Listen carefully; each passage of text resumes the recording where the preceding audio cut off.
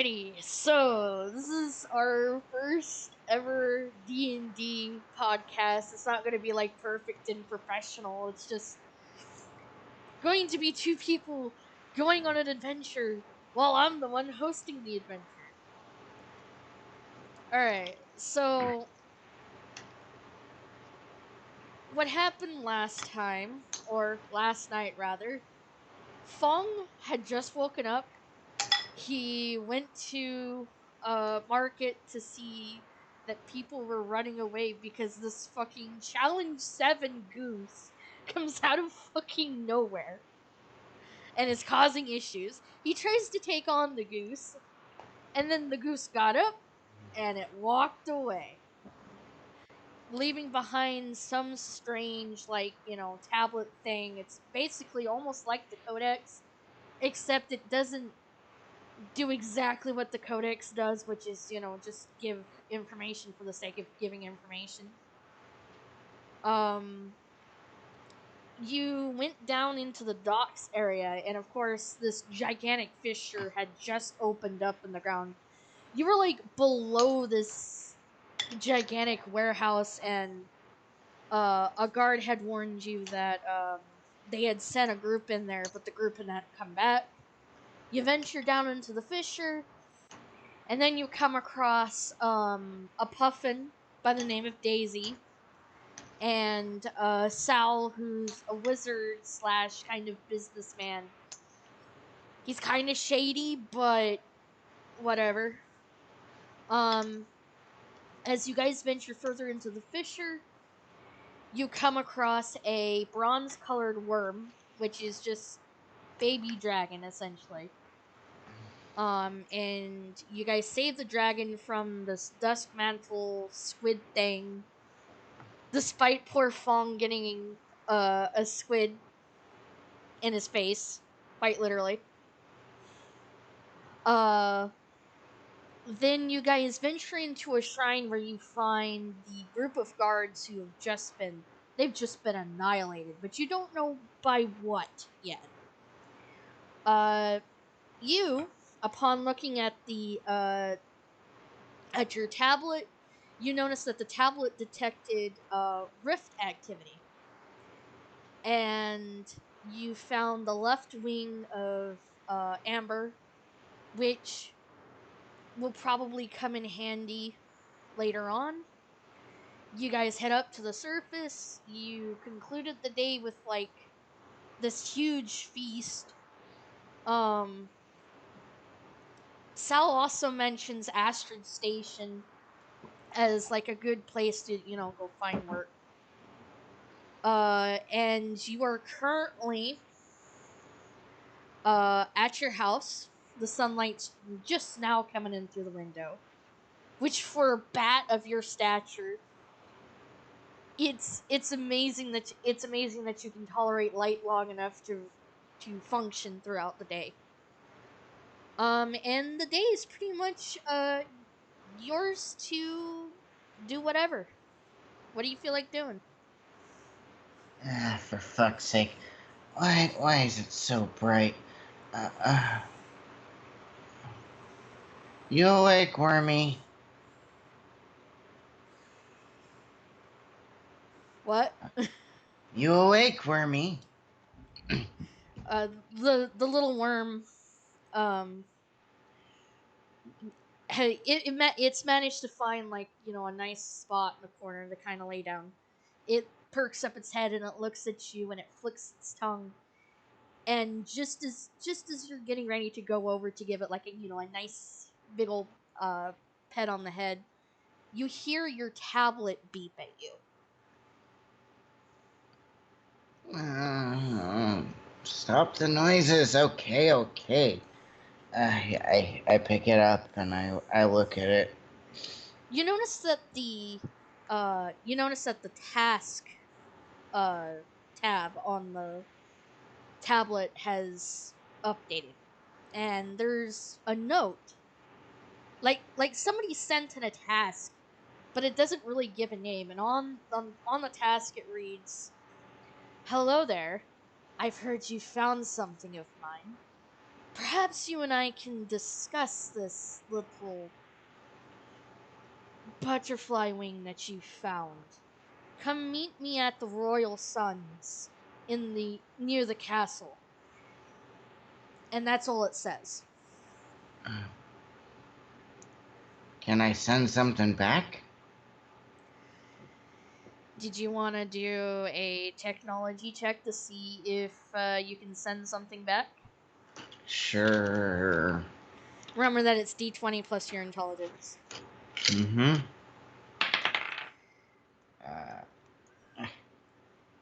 It's not okay.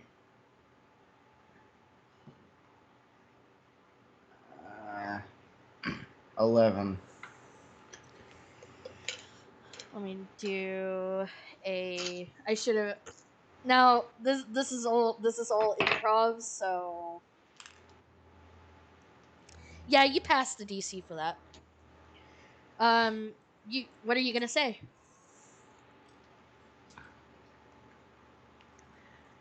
You know, I don't trust just random strangers sending me stuff. How do I know you're not gonna do anything funny with that? You wait a bit, and you get a response back almost as if instantly, right?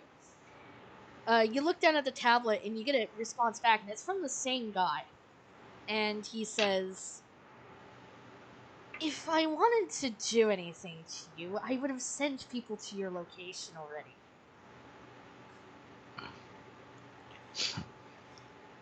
You want to do a little insight check, maybe? Yes. Okay.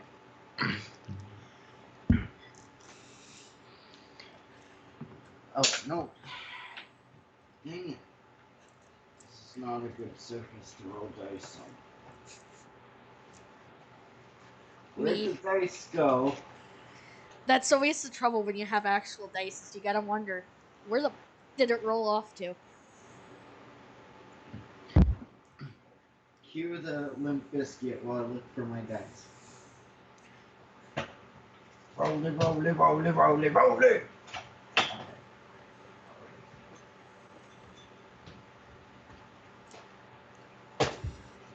That's the thing with anything I drop. It's just like, whenever I drop it, it never lands where the fuck I expect it to.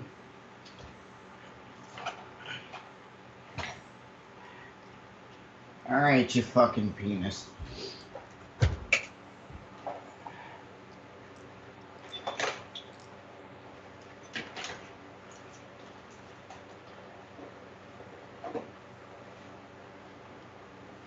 I'll just use the other D20 until I can find the black one. Oh, 27. Ooh, first crit of the night. Not a crit. It's a 19 Oh, as base 19. plus 8. Oh, I was gonna be excited, but he's not lying to you.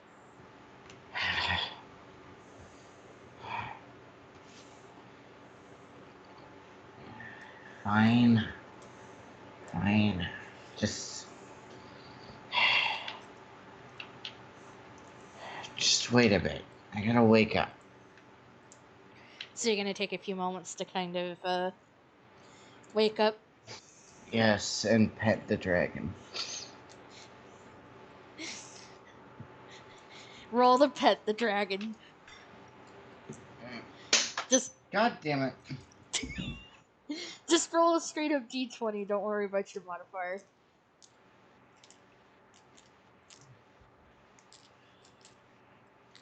Ow. Don't hurt yourself, Jesus. Ah.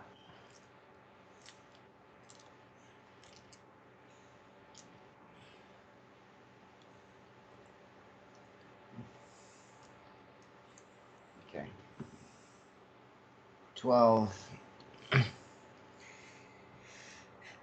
You actually managed to pet Remy without accidentally punching the poor dragon in the face.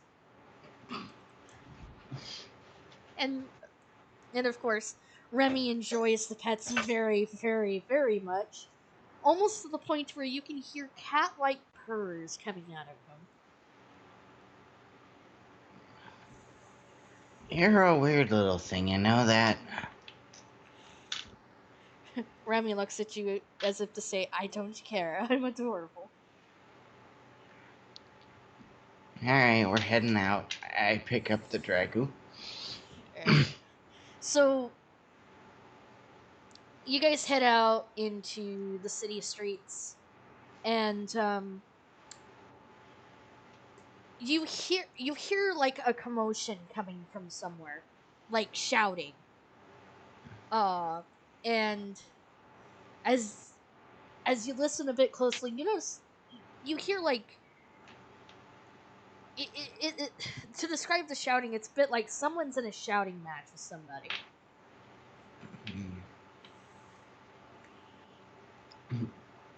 I fly over there and I'm like, "Oi, quiet down. Don't you know I'm very sensitive to loud noises? Shut the fuck up." You notice this big, burly, like bugbear fellow.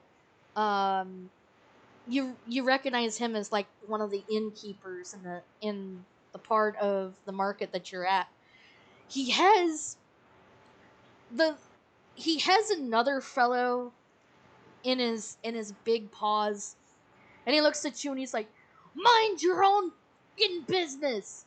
As he chucks the other guy out onto the street, and he turns to the other guy and goes, "And you stay out!" And then you see the bugbear turn around, and he walks back into the end, and you hear the door like fucking slam shut in the frame.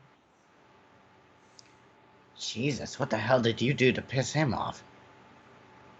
You want to do a perception check to see what this guy looks like?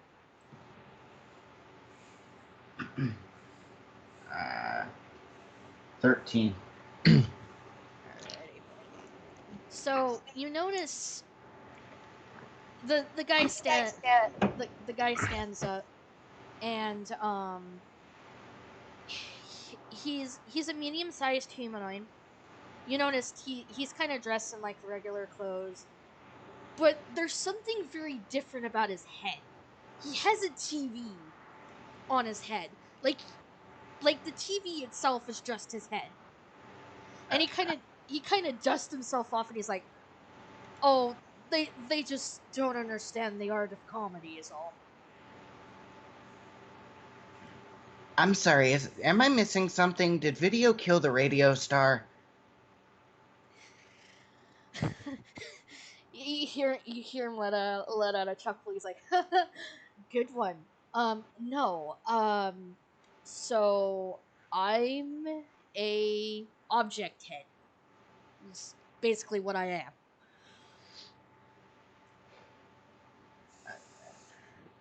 am. I'm sorry. Could you repeat that? An object head? Yes, I promise you, it's not a helmet. It's actually my head. Oh, that just sounds very inconvenient. Oh, well, such is life. Name's Milo, by the way. Feng. Nice to meet you, Feng. I hate to bother you, but I must I must apologize to you. The that gentleman just doesn't understand the art of improv, is all. Okay, what did you try and do in there? I might have told a few bad dad jokes, is all, and he didn't appreciate it and tossed me out. And of course, robbed me of my much needed payment. I'm sorry, I don't think I believe you. Nobody would do that over a dad joke. You want to do an insight check to see if he's lying? 15. Oh, he's fucking lying to you, and He's just sitting there. He's like, "Oh, all right, fine. So I might have made fun of the king just a little bit too much." Ah, that'll get a boot shoved up your ass. I mean, I always live by the motto that no one is sacred, so I thought there was no harm in it. At least I didn't land on my face and get a cracked screen this time. That'd have been hell to repair again. You're not the brightest of people, are you? You need to learn how to read the room. I'm okay. I must confess, I'm still a bard in training. I'm still learning. So there's that. Ah, whatever. Where are you off to this morning? Does it really matter? I was just trying to be nice, see if maybe you needed some company.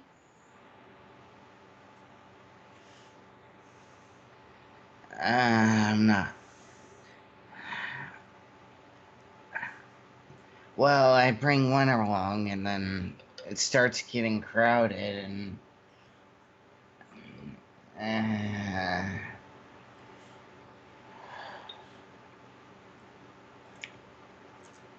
I don't know. I mean, I completely understand if this is a very, very private matter. I'll just see myself out then.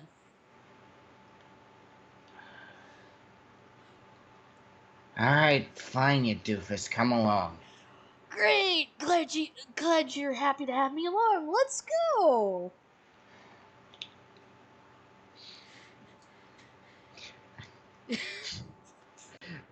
I kind of just like groan to myself. I rub my eyes, and I'm just like, I'm just slouching over in a tired kind of pout as I head off to where I need to be going, looking at my tablet. Alrighty, so as you look in on the map, you notice that like there's a yellow dot in like the far right corner. That right corner right there is where the castle is, and right across the street from the castle is the dot sits on a building known as the Royal Suns. And you actually it actually dawns on you that you remember hearing that the Royal Suns is like this very prestigious club. It's not very easy to get in. Oh, so that's where I need to go. Ah, great. Where exactly are we going? Um, someplace where I don't think you're gonna be able to get in. Oh, are you, are you, are you calling me too poor to walk in?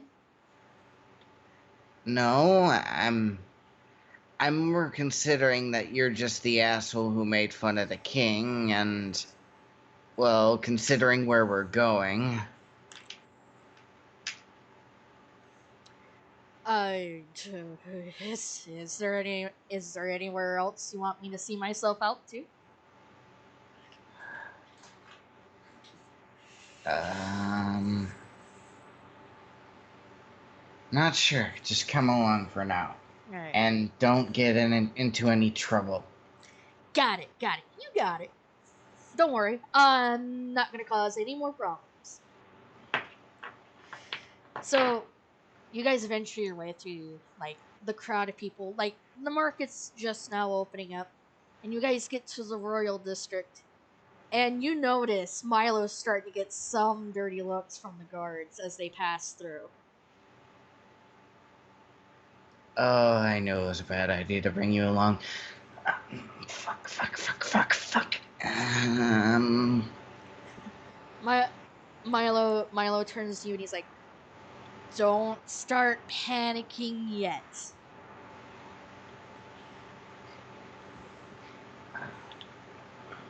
Oh, I won't. Just don't expect me to stick around when you start getting your ass whooped. Okay. Where is this place? Come on. Make a perception check. 19. You as the crowd opens up, you notice this very. It's almost fair. It's very sci-fi looking. It's like this.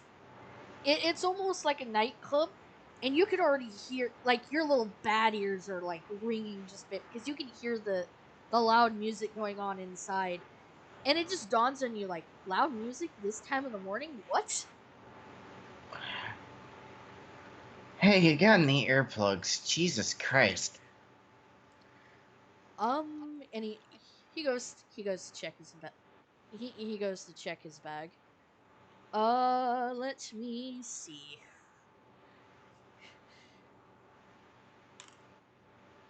Ooh, I got an 18 on that roll.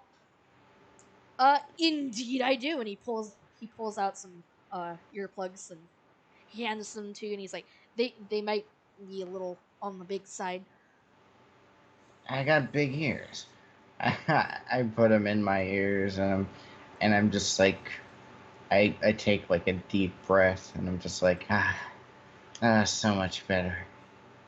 Okay, okay. Well, that's where we're going. I, I just hope things go well. So you guys venture into the club, and sure enough, the the awesome thing is like the inside of this club. It's huge. You see a stage in the center of the room, and of course it has like a cluster of speakers hanging down from the roof, and it's just blasting club music. And as it does so, you can see lights flickering in the walls around you, and it's like it's almost it, it's it's almost like those audio spectrums and stuff like that. Mm. Um and of course you see like some dancers on the stage and stuff like that. You notice that some of the Alterians are dressed in very yeah, almost naked, but not really. Um, you also notice that there are people of like royal backgrounds. Of course, most of them are Alterans, which are space elves, and some of them are from neighboring nations. Most notably, like I want to. I almost want to say that you do notice some barefoot, some other species in there. It's almost a diverse nightclub, except it's kind of for rich folk. Alright, you know the deal. You're a bard. Keep your dick in your pants while you're in here. I have no plans on fucking anyone. Yeah, that's what they all say at first. So, how do you want to approach this? Uh, I want to see if anyone is waving me over or recognizes me as I walk in. All right, make a perception check. Okay, 17. As your little bad eyes scan the room, and again with the what is it, the little earplugs in your ears, um it makes a difference because the music's very muffled. um you see, as you scan the room, you see this like almost black skinned Alteran. He has white hair, purple eyes, and he's looking directly at you. That might be our guy. you Alright. you want to head Uh, on over there? mm-hmm. All right, Yeah. so you and Milo walk on over there. Now Milo is the only tall person currently in your group. So, you two pretty much stand out. You do kind of, sort of hit. Don't die. Eh. It's too early in the game for you to die. About to Um, roll one on my death save. roll a one, automatically dead. So you walk on over. He kind of looks at Milo, tilts his head just a bit, and just motions for the two of you to sit down, almost like very discreetly. He looks at you, Feng. He folds his hands all nice and neat over the table, and he goes, "I'm just gonna cut to the chase. I'm not going to beat around the bush. I'm just going to tell you that what you have in your pocket currently is part of an even grander, more valuable artifact. Perhaps you and I can maybe work together." Hmm? Uh, I don't really care much for get-rich-quick schemes. Not if a man of wealth. I can respect that. Perhaps you want to stick to a more humble route. Hmm? Okay. Let's get down to brass taxes here. What's going on? You see, my company has a very particular interest in this artifact, and we've been hard pressed to find anyone who is of your stature to bravely enter into the unknown and retrieve such a wondrous artifact for us. However, doing this isn't without doing work for me on the side. I provide the stuff that you need, the job, the money that you may need to spend on your travels. You just bring me the goods. Sound fair enough? Hmm. Uh, how do I know your intentions are good here, though? I'm just a mere collector of strange artifacts, is all. Well, something that tells me that this strange artifact doesn't want to go into the wrong hands. Well, trust me, I don't plan on using the butterfly of amber. Oh no. I just mere I just merely want to study it for research purposes.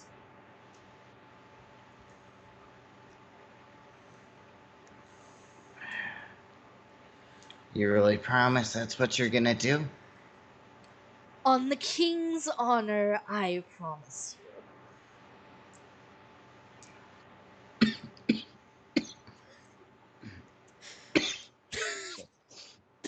I just imagine Fong just like every time he coughs, his eyes just stretch out and bug out just a bit. Just like coughing. It's just like, sorry, I'm allergic to bullshit. And then Milo leans over, Zinger.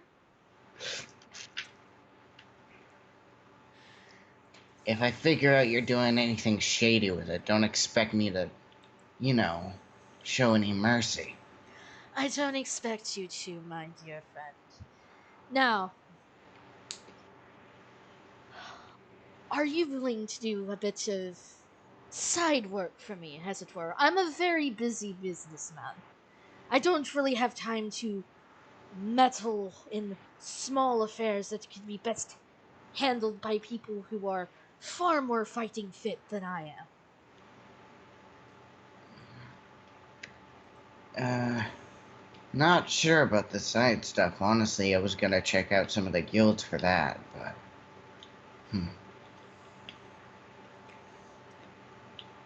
I mean, I'm sure where I'm about to send you may help you with any funding that you need.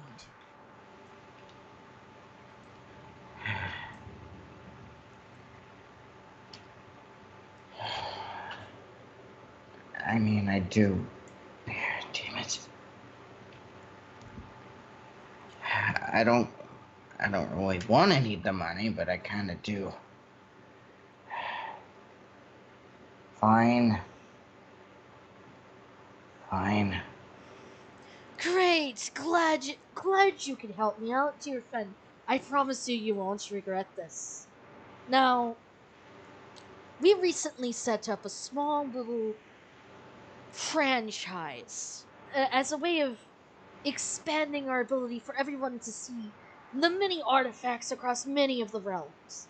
However, we haven't heard anything from this franchise in a while, and it's beginning to be quite concerning. The franchise has been set up on the planet known as New Shetland. It's in the town of Clarence, and I could use somebody to go and check up on things for me. You think somebody might have raided the place? Oh, I hope not. Well, that's what it sounds like. Room full of artifacts? There's no doubt somebody would want a piece of that. Oh, well, I do hope you can help my dear friends on New Shetland. Alright, I'll do it as long as it's not too bright outside. Ugh, my eyes already hurt. He snaps his fingers, and you notice like two cred sticks sit on the table in front of him, and each one of these cred sticks is worth 1,500 credits each. Oh, that's quite a bit. For you and your friend, figuring you may want to probably get a few things before you head on your merry way. I do look forward to hearing from you. My name is Valadin. I will be sending you messages via your tablet. Do respond on time, yes? Yeah, I'll get around to it. Great, Gran. He stands up.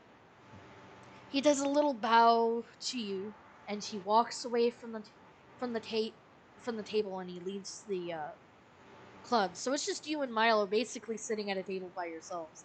Milo leans forward and he's like, "Dude, did he really just pay us both 1,000 credits?" Seems like it. Ah, Are I'm not we sure. Huh? are we going to go and do what this guy has asked? I am. Whether or not you want to come with is up to you. I mean, I could tag along. It's not like I got anything better to do. That won't get me in trouble with the guards. Alright. Let's get moving. But let's stock up first. Alright. So, what exactly are you looking for, and are you going to be taking anyone else with you? I kind of want to keep the party small, honestly.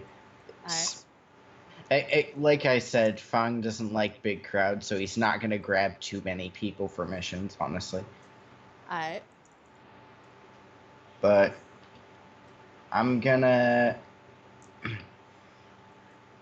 First of all, I'm gonna go look for a better weapon that's not doing 6 damage a turn.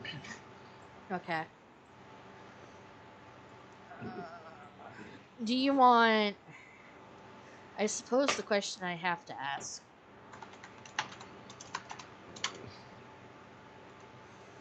is,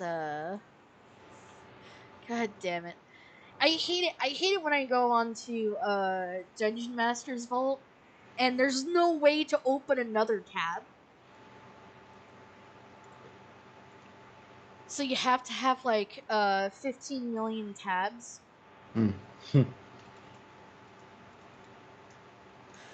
Alrighty. So what kind of, weapons can Fong use? I'll just send you the whole, like, class thing. Alright. Because So you can... Yeah. I wasn't able to find the class thing. I was like, oh, okay, cool.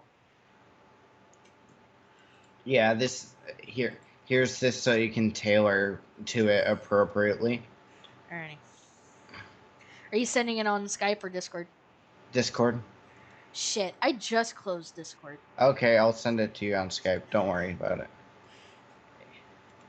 Because I was like, I was sitting here thinking, I was like, you know, if he wants to keep the party small, how many party members do you think that he should have? Uh, max 3, honestly. Alright. So did you want to take a third person with you? Not on this one, no. Alright. Ooh. Hello. I was looking for this. I'm like, I wasn't sure if you meant Starfinder, which is some of the rules that I'm taking this from, or D&D. Nah, this is a D&D homebrew class. All right. Let's see. Let me see. Oh, Dungeon Master's vaults. It is a damn shame that Orc Pub closed. Yeah, I know. I am so upset because I'm like, no, my stat sheets. I had everything. God damn it. It was a pain in the ass to. Well, you don't have anything in that category. Um.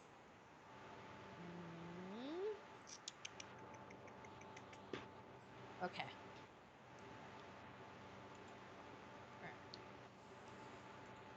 I can't wait to get to higher levels because I can actually do extra damage with my attacks if I have higher levels, but most of the early stuff is just kind of like movement abilities. Oh man.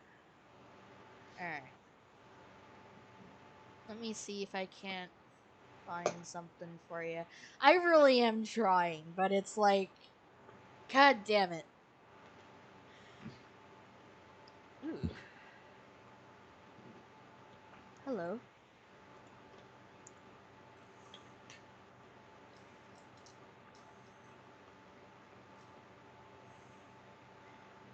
Maybe.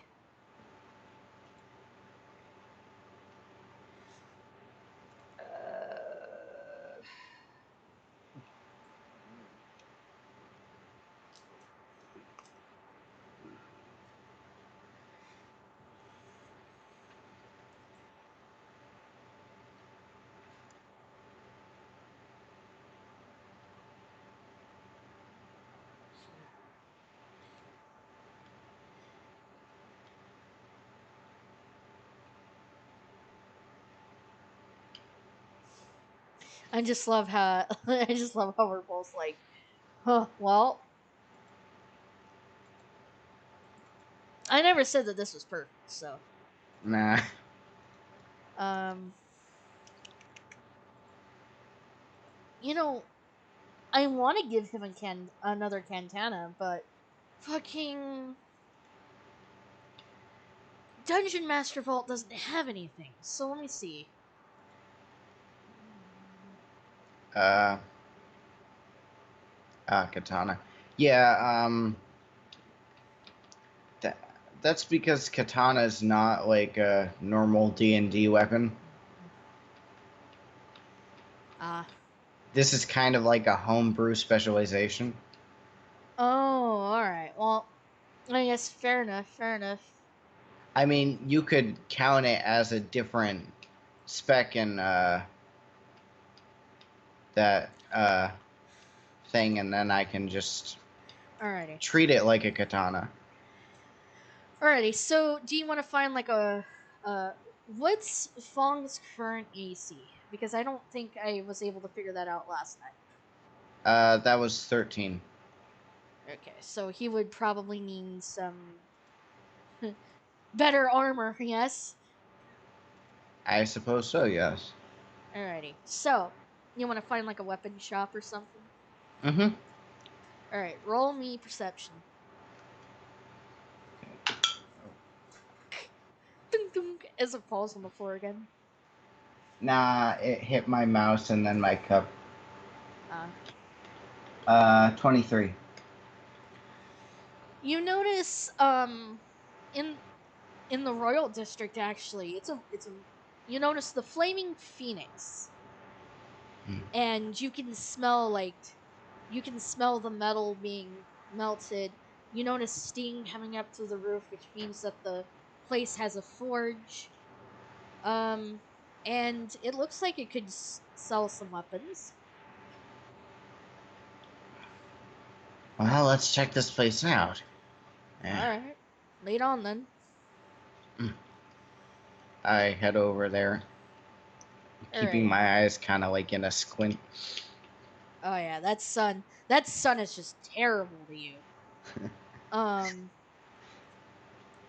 I so mean, bats are already like half blind in the first place, and they're used to darkness. so you enter the shop and you notice a blood elf. He's standing behind the counter. He has a rather bored look on his face. It doesn't look like he's had very much business. He perks up because he sees you fly in with Milo. He's not at all bothered by the fact that this guy's a washed up comedian, as it were.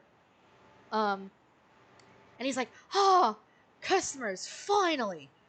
What can I do for you?" Wait, what do you mean finally? You're in the rail district. You should be getting on the business. Well, Holterra doesn't really get that much action around these parts, and I rarely see adventurers come through here, and I'm not sure if it's just because of travel restrictions or whatever. Politics, maybe. You mean stuff like that ravine opening up isn't normal? No, it's not. Uh, oh, I see. Um. Anyways, I need a new katana. Mine's kind of a little dull and old, honestly. Alrighty. Well, we have a fine selection of various strange weaponry and stuff like that. Let me. Go ahead, take a look around. Mm. Let me know if anything piques your interest. I'm just gonna send you the list.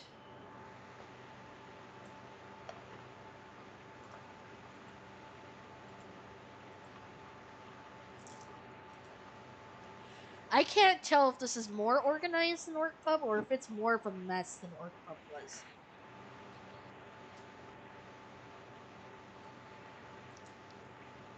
I mean, it's in alphabetical order, but it's gonna take me forever just to get to the fucking swords.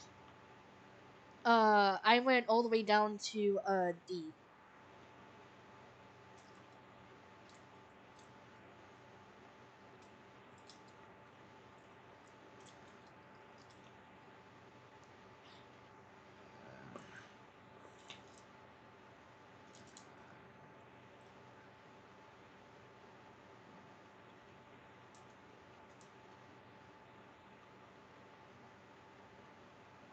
Ooh.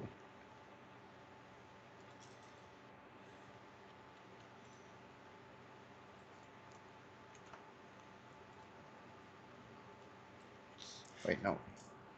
Not that.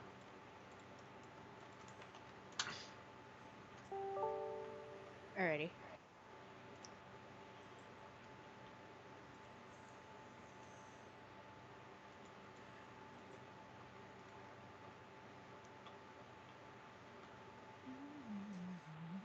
Oh, wait. Oh. Never mind. I mean, it This, looks. I mean, it looks cool.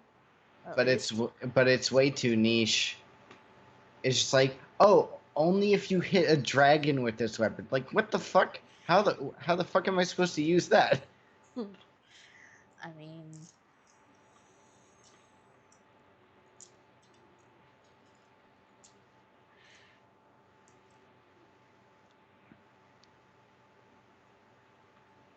Uh, Feather token, figurines.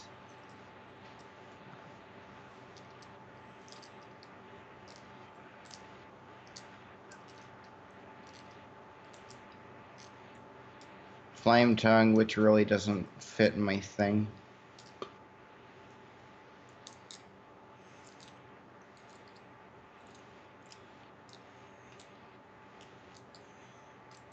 Come on. Is there like a sword based off of wind or something? Let me see. Giant Slayer. Wind.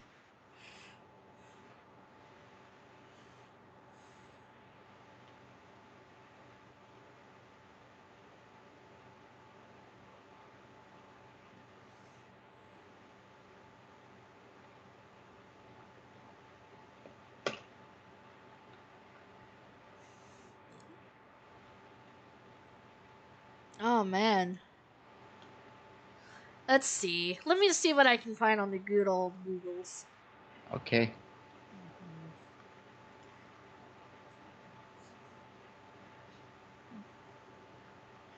Ooh.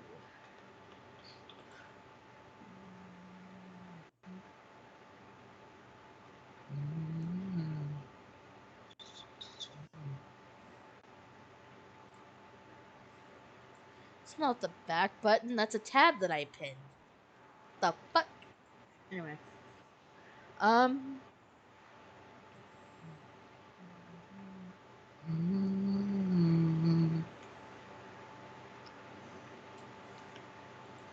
Sorry, people. This is not professional, but Fuck professionalism. we're trying to find something fitting. Ooh. Ooh. Um.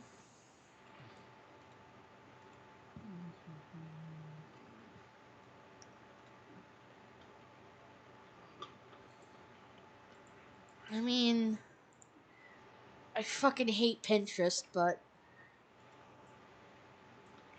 there we go.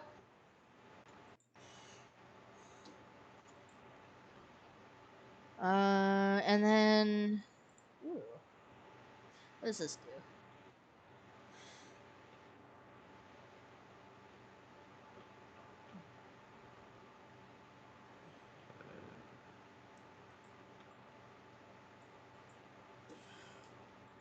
And then this was another one that I found.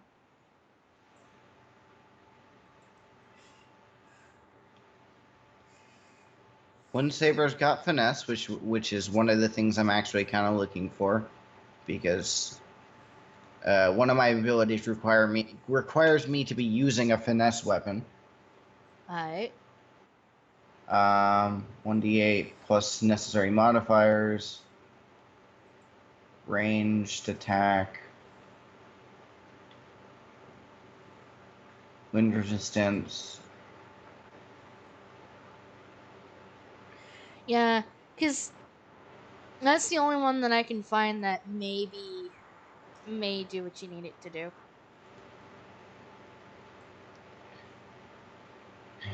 Yeah, it looks nice, but it still does a d8 like my normal sword does. I mean, I could always like make it to where it's like artifact rolls. I mean, we could do that. Yeah, it'd make it a little bit easier Alright. So it to where we're not having to go to the shop every level or so. so do you want me to make it a 48 instead of a D8 then? Yeah, let's do that. Alrighty. So congratulations. And if you feel like that needs to be modified in any way, just let me know. All right. Yeah. Alrighty. So is that the blade you want? Mm-hmm. Okay. So you head up to the counter, and the blacksmith looks at you and he's like, "This is a very nice blade. It's a very excellent choice. Are you a Windwalker, maybe?" Windwalker. What? Oh, there are some people who use wind for like very cool stuff. I see it from time to time, and since you are of the flying variety, I assume that's probably what you needed. Mm. See, a blacksmith knows. I just used the wind to quicken my strikes. Alrighty, so For this particular blade, it's gonna be a hefty price tag. It's gonna be about 300 credits. Hefty. I set one of the credit sticks on the table. He You gotta be kidding me. Huh? he looks at you just like, oh, that's quite a lot of credits. Uh, well, there'll be more coming my way in the future. Not like I mind that much or care that much, but it's something to help. He takes the cred stick, and you see him. There's this. So think of like an Ethernet port, and he takes the cred stick and he sticks it in there. You hear it beep, and he's scanned it and he hands the cred stick back to you. And he goes, "Is there anything else that suits your fancy?" Hmm. Uh, I think I'm good here. Alrighty, I'm glad that I could be of service.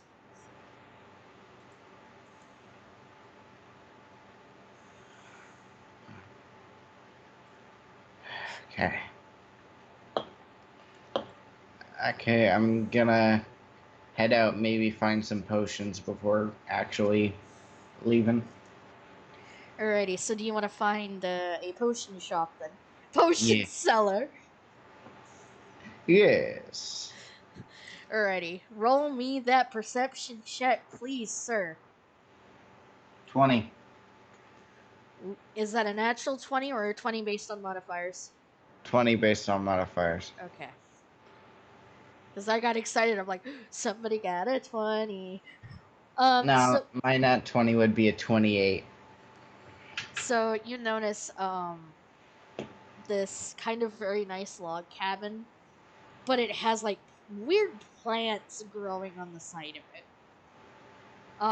And it's it's called Moon's Potion Shop.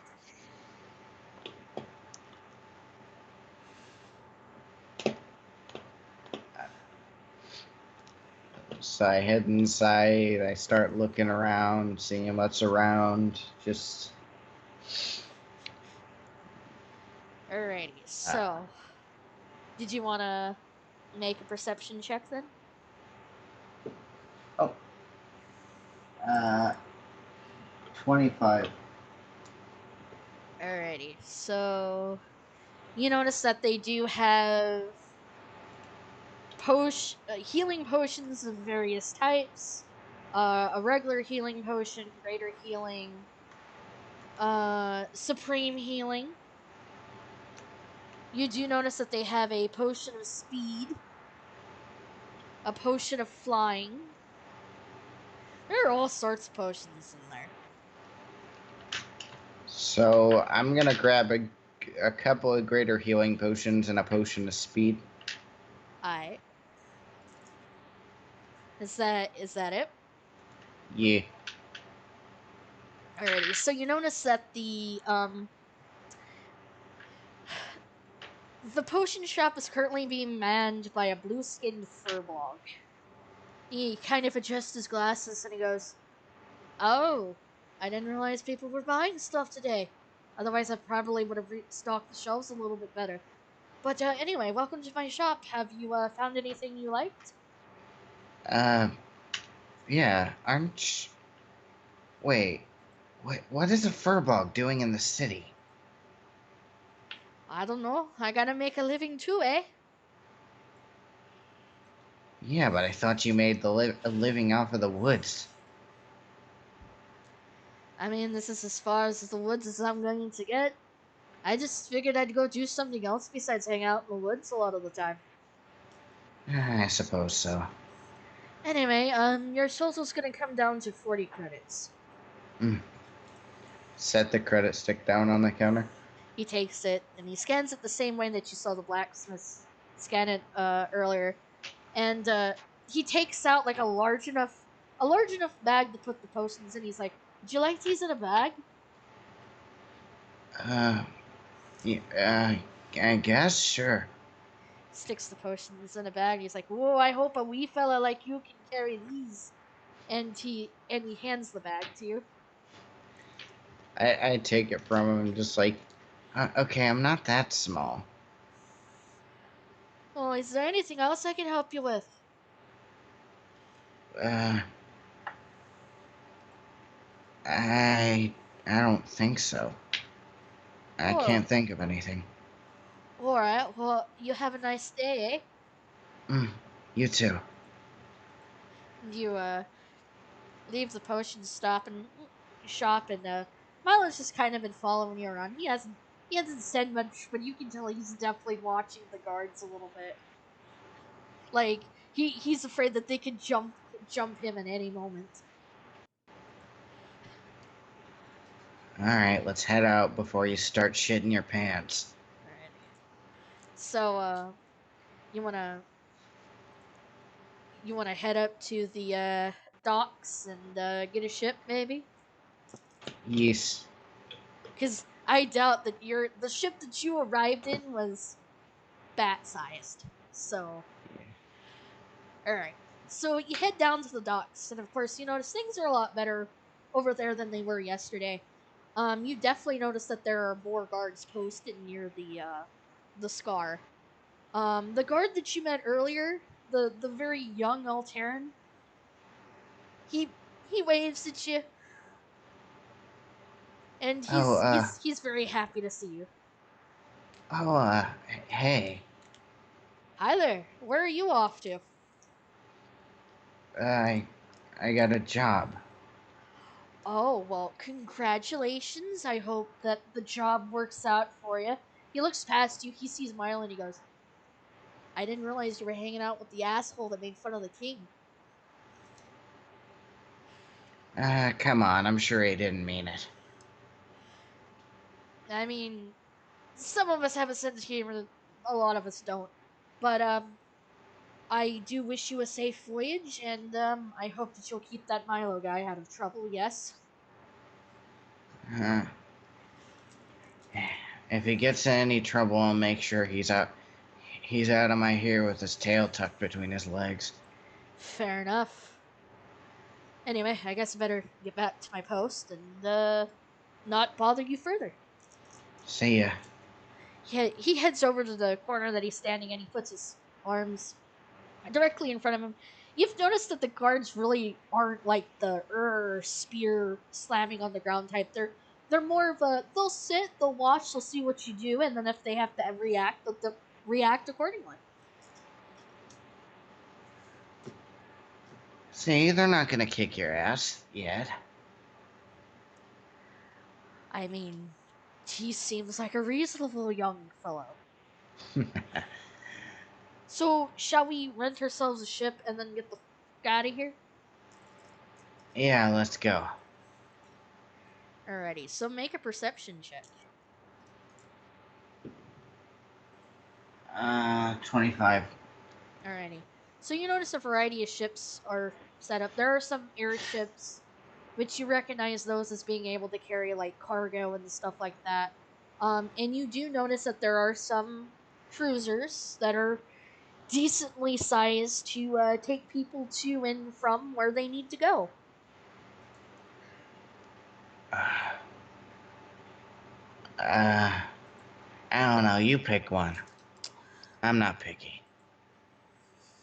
Milo's like, all right, give me a few minutes to look each one of the ships over. The clunker that I have is well on its way out, and I was working here to hopefully save up for a new one. The one that he starts to approach looks a little bit like. God damn it! I gotta find a really good one. Oh, this is perfect. Alrighty, so it looks a little bit like uh this.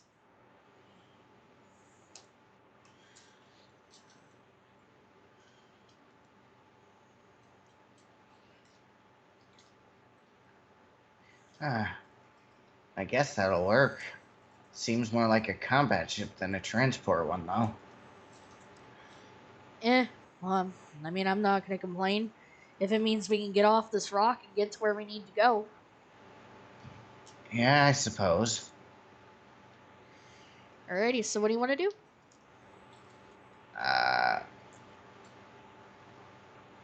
Guess we'll take that ship. Alright. So you guys notice this, like there's like a podium next to the ship, and it has the cred stick hole in it, and there's a screen on it that says that you can rent the ship for at least a day for about 50 credits.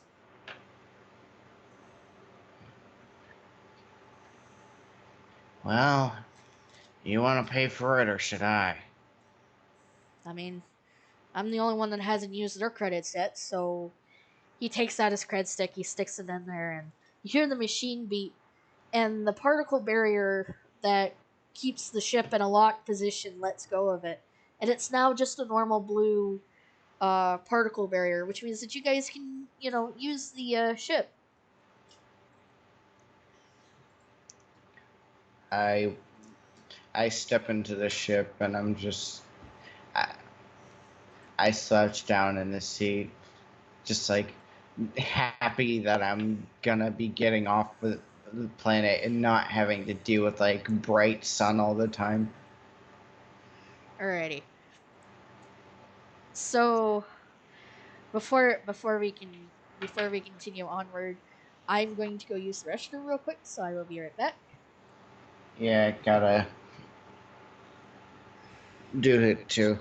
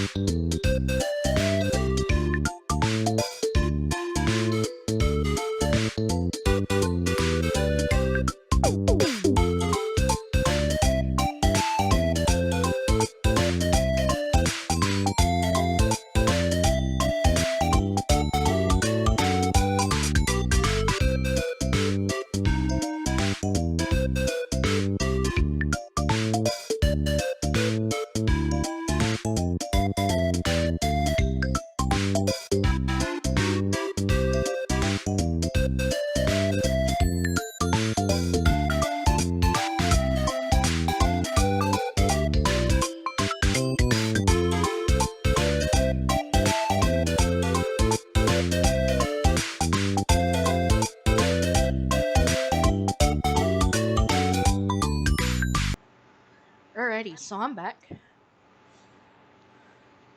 Hi. Hi. Alrighty.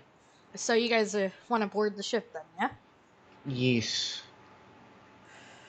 Alrighty. So you guys board the ship. The ship disengages from it, and then you guys fly out of the atmosphere. And from what you remember on your way into Alteria, you know that the outer part of the airspace is protected by capital vessels. So you see those guys lurking around.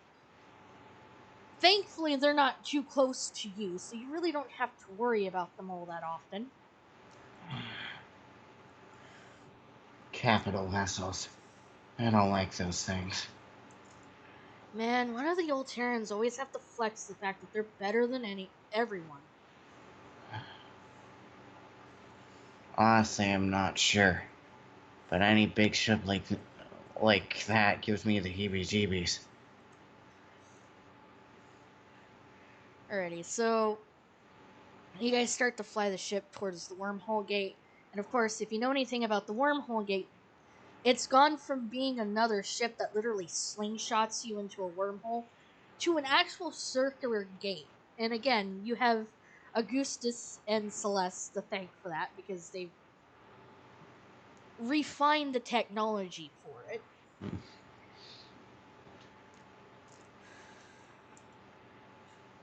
How many? I have to ask a random question. How many colors are there in a rainbow? Roy G. Biv, red, orange, yellow, blue. Wait, red, orange, yellow, green, blue, indigo, violet, 7. Yeah, red, orange, yellow, green, blue, indigo. Yeah, 7. Okay. So I don't have a D7, but I do have a D8. You got the eighth color, the seventh color on a rainbow. Sorry. So you notice that the energy in the wormhole turns to a very nice violet color, which means that you guys have landed on a shorter frequency, which means that I only have to set your timer for 20 seconds. You guys fly into this nice violet wormhole, and of course the ship's going very fast, and you're just like, because you're not used to it. Okay, and I need a distraction. Oh, my stomach. Anyways, it's down there's kind of weird, isn't it? I mean, a lot of people seem to know me for no reason. And I hear not. Okay.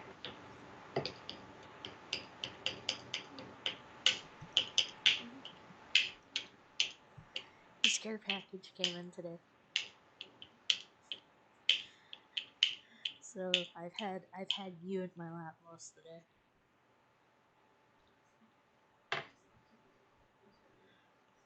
Okay. That was my sister. Um have you been doing jobs for these people?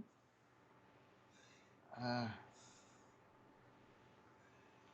the ravine thing was the first, like, real thing I've done for anyone. Maybe you're just a nice guy is all. Yeah, but that doesn't explain how people know my name miraculously. People I've never interacted with. Well, that sure is strange, isn't it? Yeah. Um you notice that the wormhole fades out and you guys are slingshotted forward, and I'm having to pull up one of the other campaigns because I can't for the life of me fucking remember what the fucking planet looks like.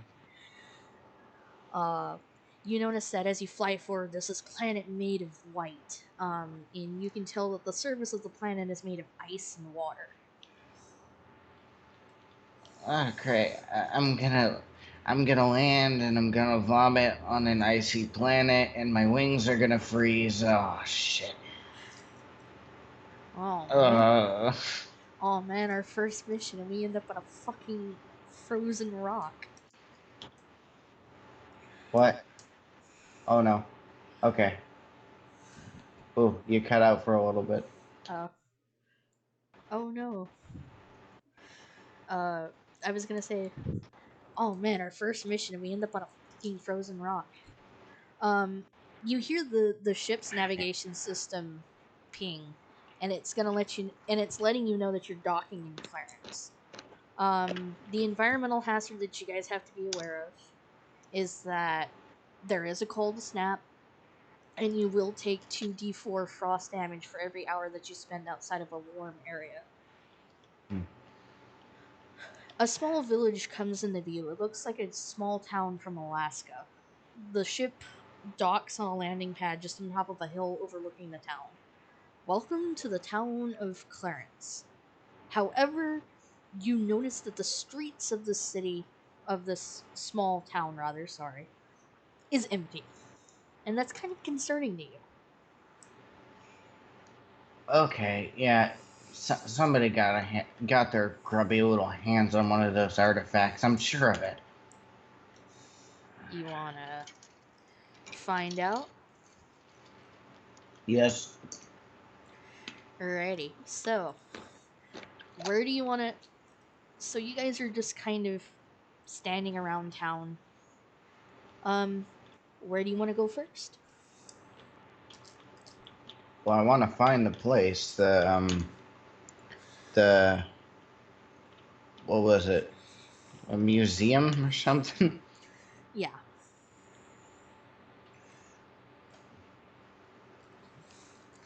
Alrighty. So, give me One moment here, you're probably gonna hear page turning.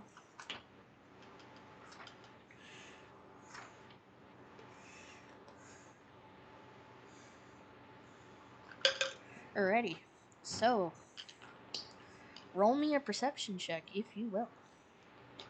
28. Alrighty. So you notice as you go down, as you go further down, past the end, there's this old-looking manor, and many of the crumbled walls of the manor show signs of it having recently been rebuilt. But even that newer stonework has been toppled and smashed, coating everything in a layer of thick dust. Temporary structures seemingly set up to aid reconstruction have badly been damaged by force and fire. Though a couple of wooden buildings still stand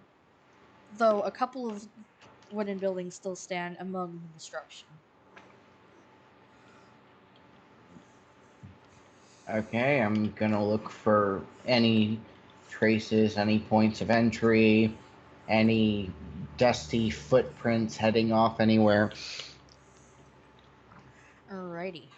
So, go ahead and make an investigation check for me. 23. Damn.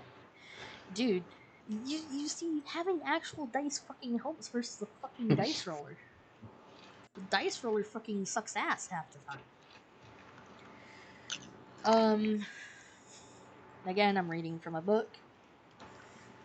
So, you notice that the fire damage definitely isn't natural. Somebody used magic.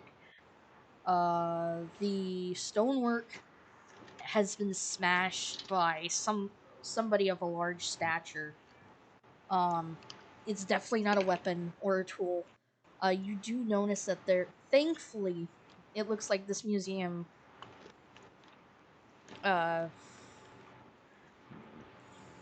You do notice that there's like a few.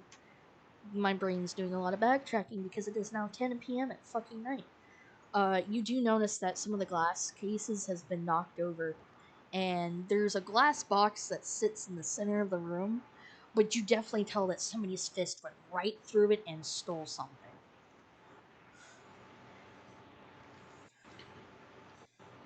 Okay, I'm gonna look around a bit more, see if I can find any. See if they left. See if they didn't. If there were any artifacts left that they did not steal. Um, you feel Milo tap you on the shoulder, and he's like, "Hang on, I got this, I got this, I got this." He casts light, and you suddenly see like a small. Well, actually, hang on. He taps the top of his head, and how the fuck did the it's under features, is it not? Oh, I'm reading the wrong stat sheet. Yeah, I am. What? Um, What are you looking for a bard spell? no. I'm reading from my character's features.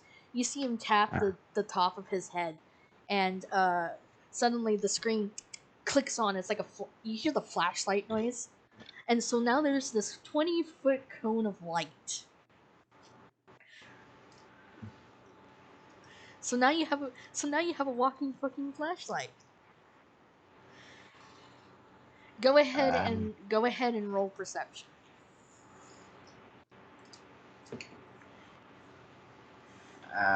25.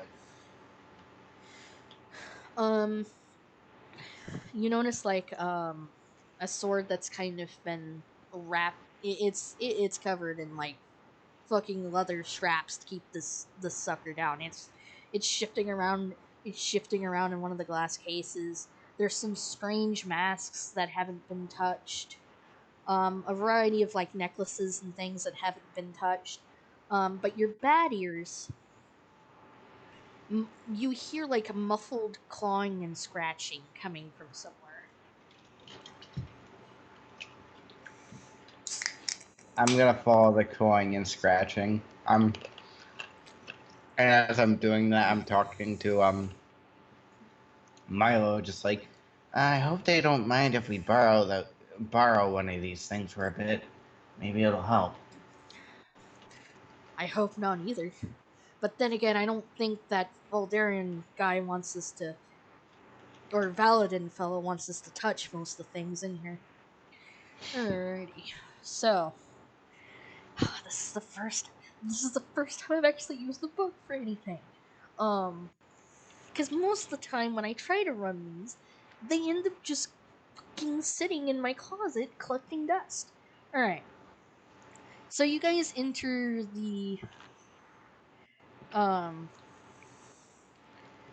the cellar area, and it's the door at the bottom of the stairs opens up on top of double stairs that descend north and south about 10 feet into a cellar.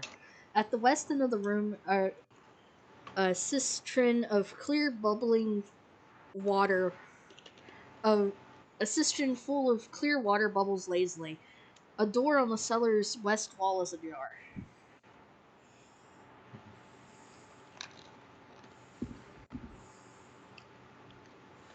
I wonder what's in that jar. You want to find out? Yeah. Alrighty. Are you gonna drink it? I don't know. I mean, I guess I can take a sip. Do me a favor, make a Constitution saving throw. Uh.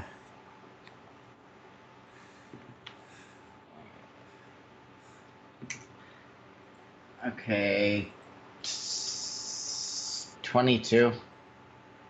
So you pass the DC on that, but unfortunately, you end up taking 7 points of necrotic damage.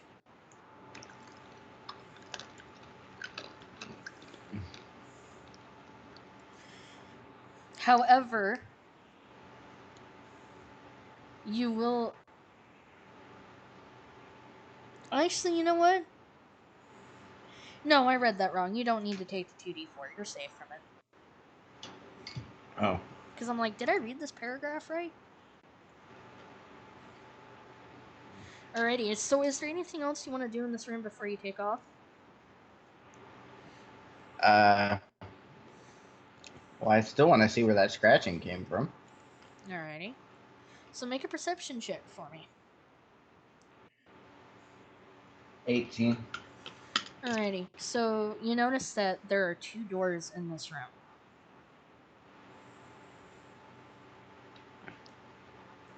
Okay. That it? That's. Well, under one of the doors, I'm not going to tell you which door it is, there's, scuff marks and tracks leading to it. Okay, I go through that door. Okay. The smell of death is strong in what was probably once a large oriented hall, long since fallen into ruin. Not only are the walls and the supports crumbling, but a 10-foot deep rift has opened up in the floor. 2 wooden bridges span the rift, whose floor is littered with skeletal corpses. Oh god. Holy shit. The fuck passed through here? That's what I want to fucking know. Alright, well, hold on to your butts. I guess we'll go forward. Alrighty, so as you guys try to navigate the terrain, it's a it's a bit on the rough side because of all the fucking bodies that are underneath you. I mean, he'd have trouble, but I can fly. I can fly. You can tell Milo's cringing. It's like, oh, oh, oh no, oh. I'm walking on top of bodies. I have a feeling I'm probably gonna get cursed later. Extra crunchy. Is there anything else you want to do as you navigate this chasm? I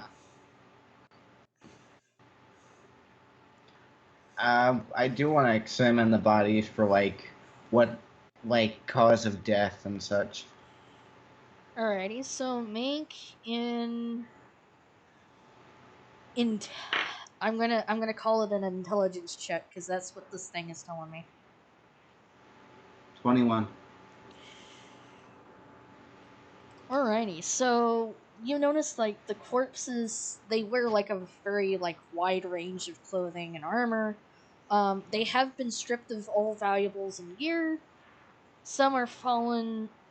Some are like regular villagers or staff of a rather religious organization. Um, you can see kind of like claw marks on him. So something with claws has come through here. Hmm. What do you want to do? I'm gonna follow the markings. Alrighty. Um, let's see.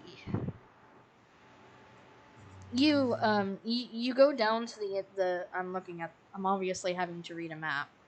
Um, you end up near like a set of steps leading into a hallway.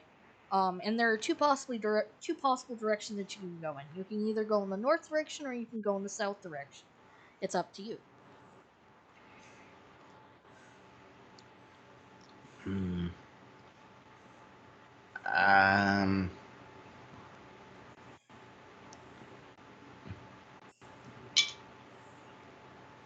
Uh. Wait, what were the two directions? North and south.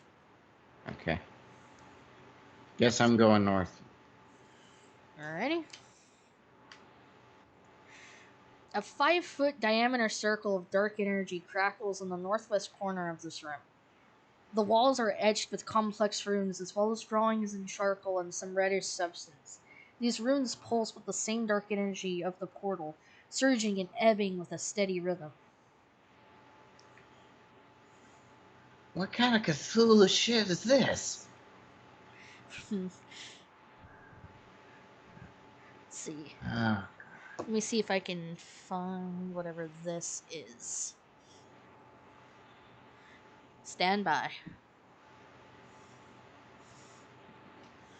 There we go. Found it. Alright.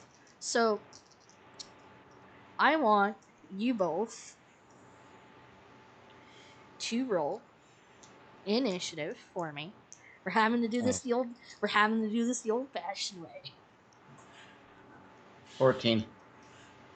Alrighty. Let me pull up Notepad.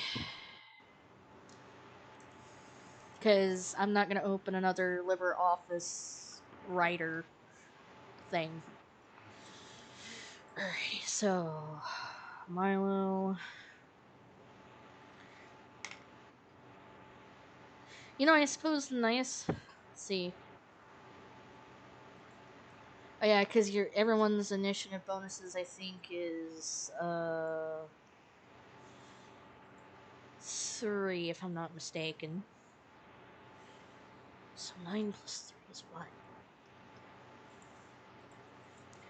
Forgive the dysnumeric. So Milo in total has 12, and then this is a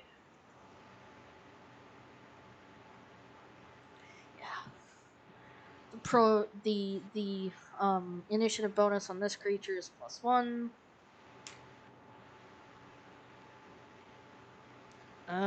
It has an 11. So you said yours was 14, right? Yeah. Alrighty. So, as you guys are just standing around, you notice like this blob starts moving and starts twitching towards you. And it lets out like a god awful scream. So, Mm. so Feng, what do you want to do? Well, I don't have much in terms of like extra damage stuff, so I guess I'm just gonna swing, but I'm gonna keep my distance and use my weapon's ability to make ranged attack rolls. Alrighty. So Go ahead and roll accuracy for me, please. 18. That hits. It has an armor class of 9. Roll damage. Okay, 48. So 7, 8. Wait, I need a calculator just to keep track of this. Okay, 7 plus 8 plus 3 plus 4 plus 1d6 because it's my first hit. Okay, plus 2, 24. 24 points of damage. Alrighty. I need to find some more dice just so I can like roll the multiple dice rolls without having to roll the same dice over and over again. Alrighty, so it is now Milo's turn. And Milo takes out his he pulls out a long sword. And he's going to go after this thing. I got 17 plus 8. So that's gonna hit. And then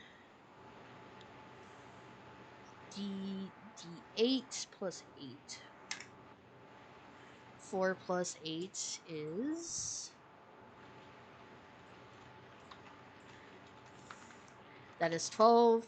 So he's going to do 12 points of damage on this creature. Never thought I'd have to use fucking notepad to keep track of shit again. Ugh. Alright. So what is this thing gonna do? Alright.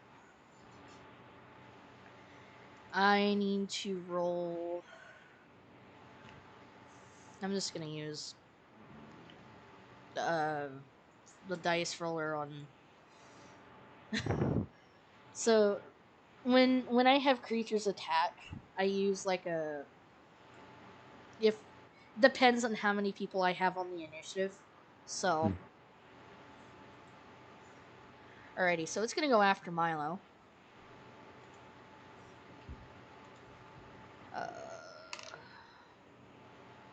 That is a 6 plus 2 is... Let's see, 6 plus 2 is 8. Milo's AC is 15, so it misses.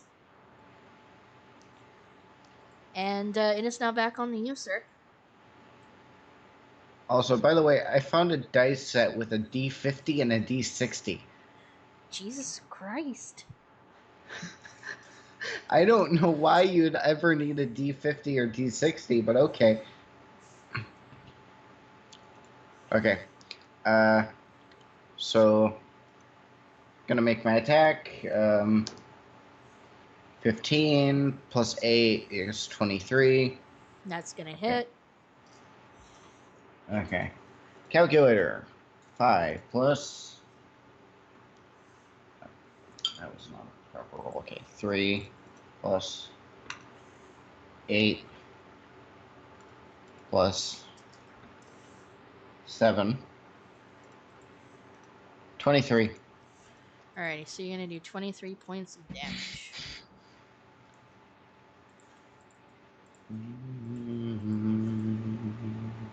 Oof. Not looking good for this creature at all. Alrighty, so it is now Milo's turn. Milo's gonna take a little whack at it with his longsword again. Natural 20. That's a crit.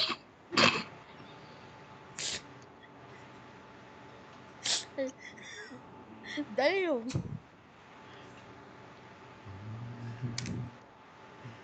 Ooh. 2 plus 8. 2 plus 8 times 2. Ooh. This poor creature only had 8 HP left. You watch as Milo takes his longsword and he does an uppercut across the body of the gibbering mouther. It it screams as he slices it in half, and now it's just 2 piles of gloop on the ground. Well,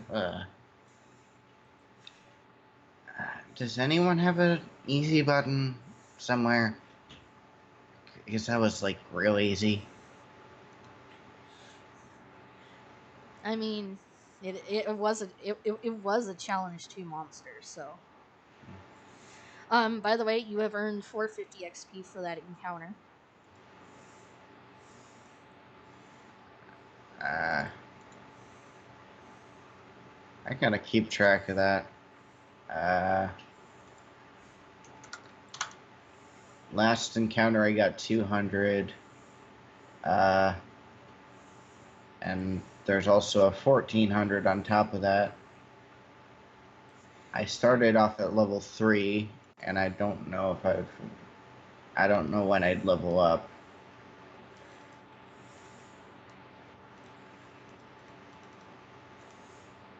But I have 1900 experience right now. Alrighty, in that case, yeah, you probably do need to level up, but we will take care of that probably after this dungeon. Alrighty, so what do you want to do?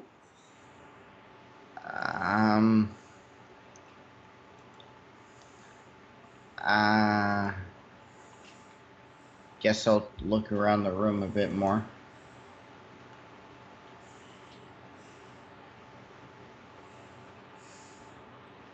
Alrighty, so make an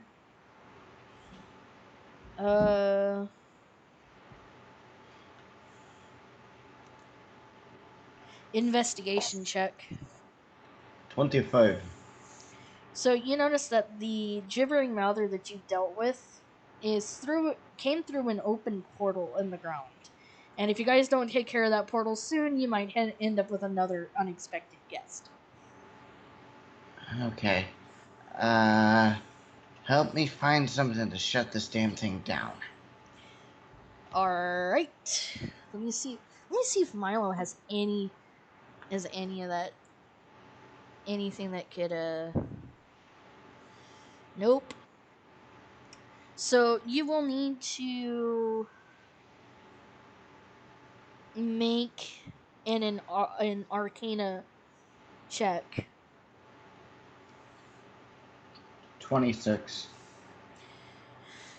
The both. Well, hang on. Let me roll for my dear Milo here. Oof. 3 plus 8. I am of no help in this situation. While Milo is trying to figure out how runes work, you manage to actually deactivate the runes, and you just shut that portal down. Yeah, that's right. I'm the master. I am the master. Yeah, save the bragging for yourself, master. What else do you want to do? I want to head back towards the other path. Alrighty. So, You do need to make a strength check.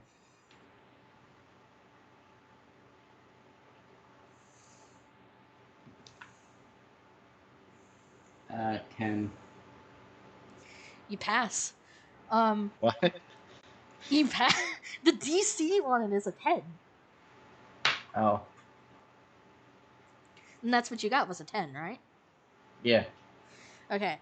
So you slam into the door and you hear something like very large go flying across the room. And you hear it land with a thud in the wall. And as you walk in, you see this gigantic Kaibold statue. And there are 4 beds in this room, but all of them are covered. It's crawling with bugs. Oh my god, it's heaven. Oh, bugs. Yes. Delicious. So you want to eat the bugs? I will eat the bugs. Okay. I'm just to be on the safe side. I want you to make a Constitution saving throw. 26. Oh yeah, you go to town on those bugs. It's like a fucking buffet for you. Mmm. And they're crunchy. Hakuna Matata. Oh, okay. Um, Wait, what were we doing? I You forgot. guys walked into this room. You managed to somehow send a fucking Kabold statue into the wall, but you noticed like it didn't break. Um, you think that thing might be alive? I think it might be, and I think I might have a spell for that. Alright, go ahead and try it. He cracks his knuckles, and he goes over to the stone, and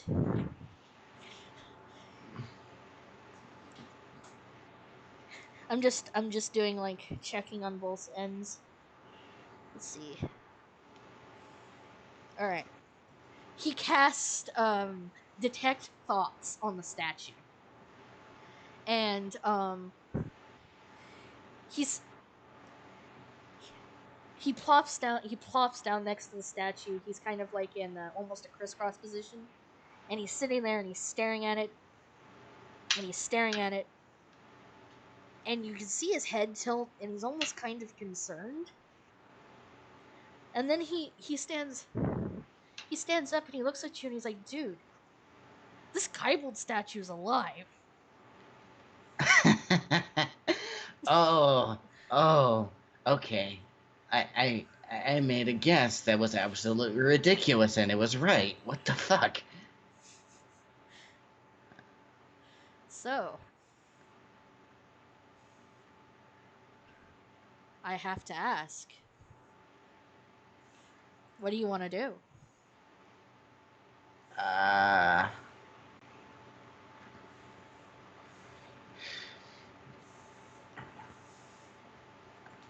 I'm gonna.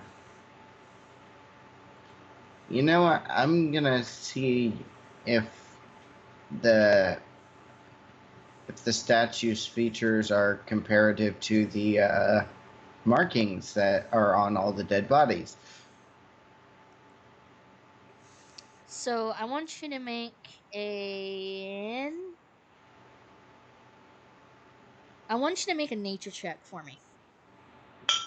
Oh, oh no, no. Let's try that again. Okay, 14 plus 8, 22. So as you look at the statue, it's definitely not linked. It's definitely not linked to the markings you saw earlier. But if it does make you feel better, you notice that um the expression on the Kaibold's face is like it's like it's petrified. So it's been petrified by something. I think I know what happened here. Oh no. Enlighten me. Uh, so have you ever heard of a basilisk? You think that there might be a basilisk down here? I mean, it makes sense. That thing's stone. There's a whole bunch of claw marks. Oh no.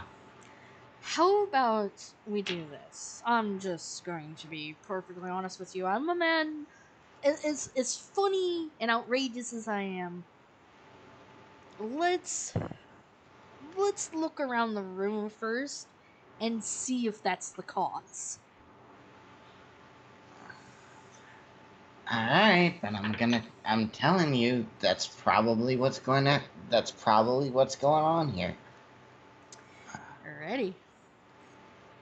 Make a perception check.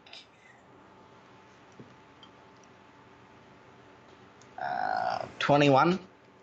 21?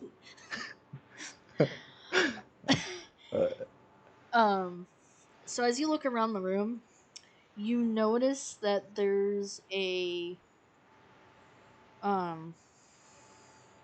you notice that the cockroach creatures that you ate um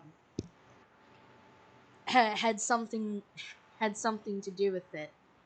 But you also know that you also see like a small dragon skull in the room. It has glowing eyes and there's a symbol on it, and it's staring directly. It's kind of at the foot of where the Kaibold statue is, almost like that Kaibold was forced to look at it.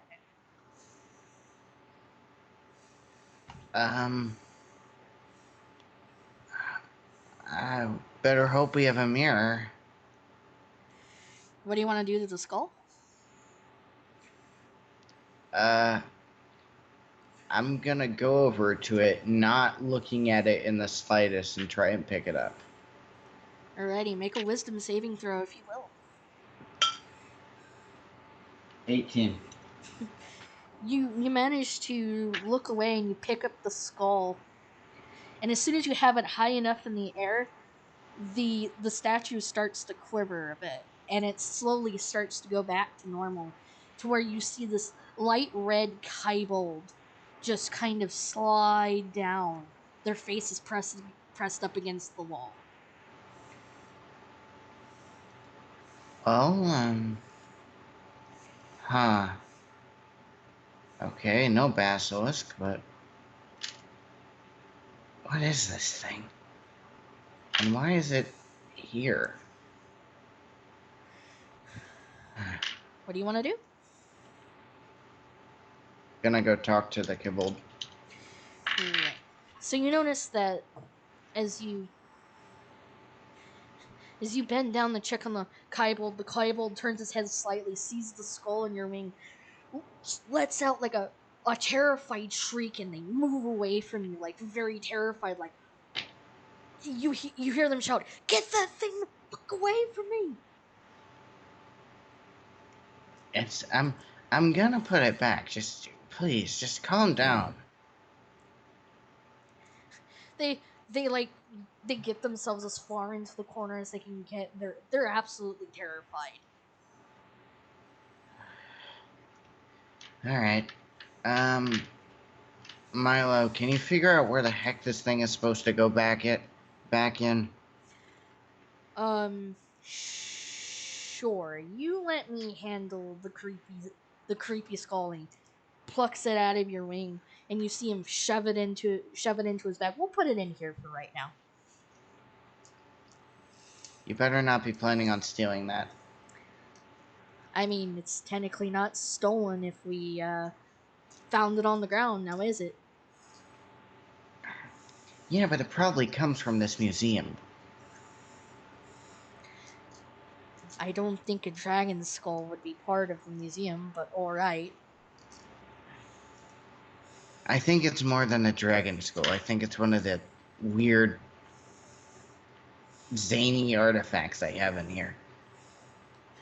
Er, the Kaibold kind of settles down as the skull's been put away, and you hear kind of this high-pitched female voice come out of the Kaibold, and she's like, "Oh, thank you so much for getting rid of that. Some creepy weirdo man came down here, and wasn't gonna let me go until I stared at the skull, and as soon as I stared at the skull, I turned to stone."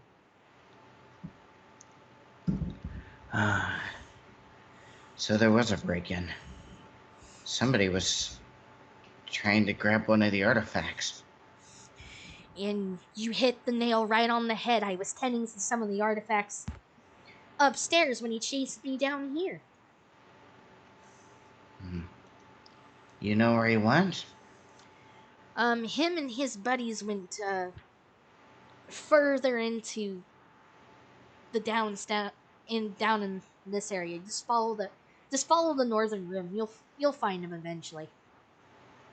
All right. Let's Name, go, my. Huh? by the What? way, the name's Patsy. Feng.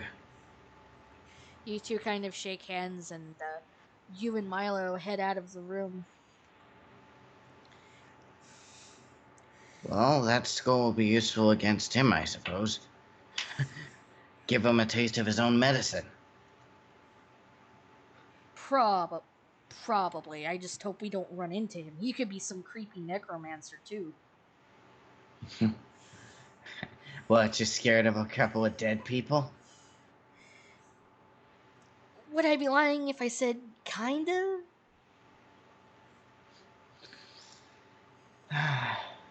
Well, let's hope this isn't too disastrous. Alrighty. So you head you head through the you head back basically the way you came, and you head into a workshop area. A long table has been pushed into the northwest corner of this room with three corpses of male humans piled beneath it. Each corpse is naked to the waist and wears colorful tights. Visible on the chest of one corpse is a signal of a draconic skull pierced from the bottom by a sword.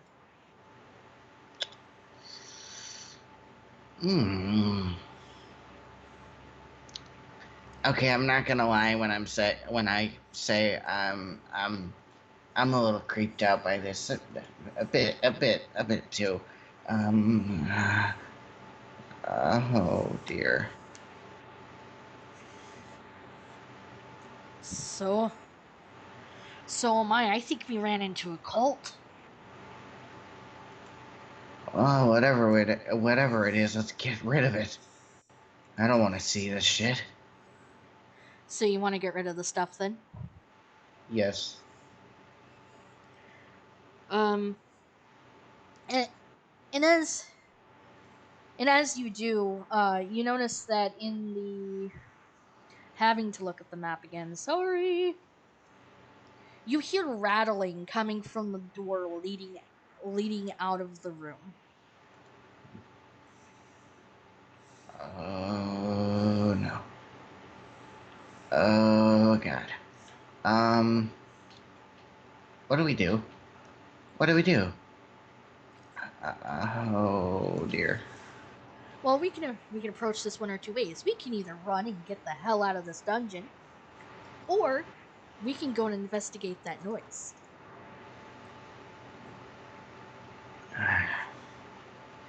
Well, I promised the guy that I'd get it done. Damn obligations. Alright, let's go.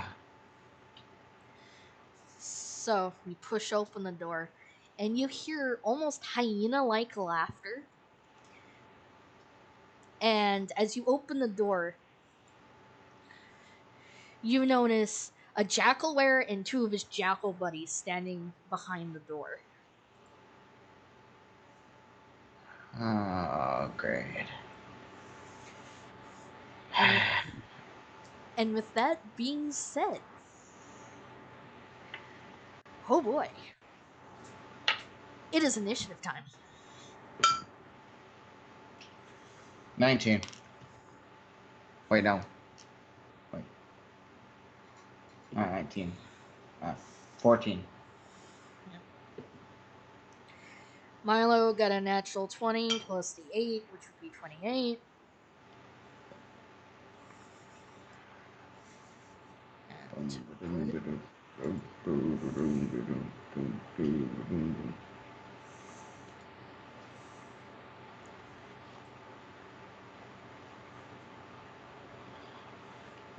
What's the critical rating? The challenge rating on these guys? 2. Alrighty. 15 plus 2. Man. Something that I didn't miss. Oh? Having to write everything down. Ah.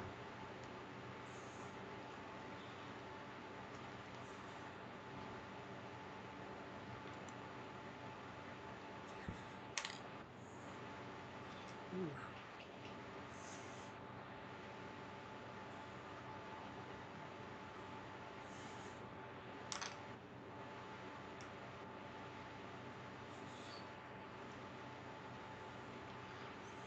What did you say your roll was? 14. Okay. Alrighty. So let me go ahead and get the order.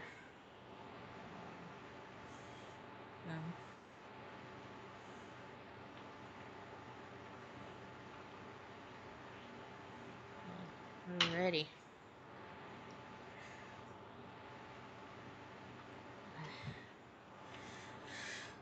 So Milo goes forward and takes out his long sword, and he begins to take a swing at one of the creatures in the room. I'm gonna have to roll a d3 to see which one he targets. He's gonna attack Jackal 1.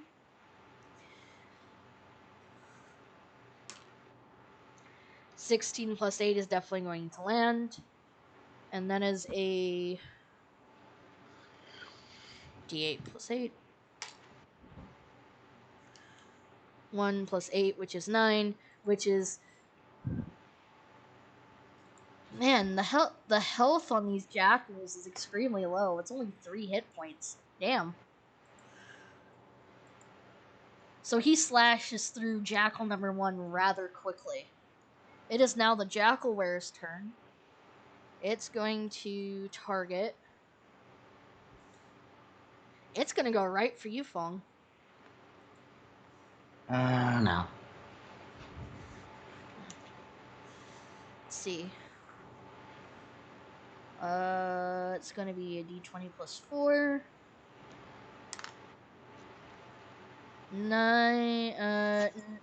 6 plus 4, which is 10. Your AC is... 13. Okay, so... You hear its claws whish past you. And then who's next on the order? Jackal 2. It's gonna go after... Damn, it's going right for you, Feng.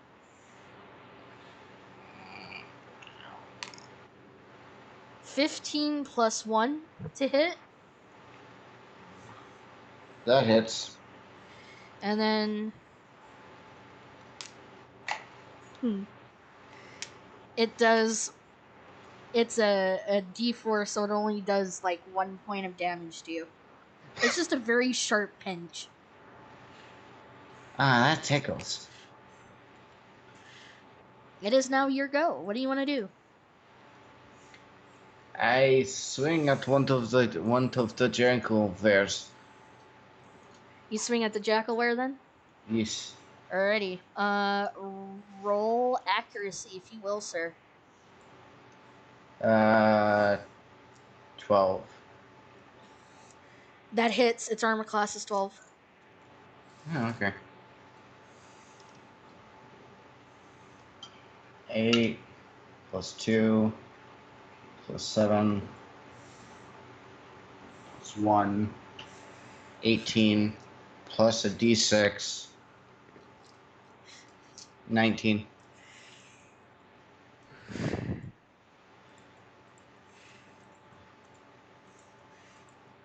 Oof.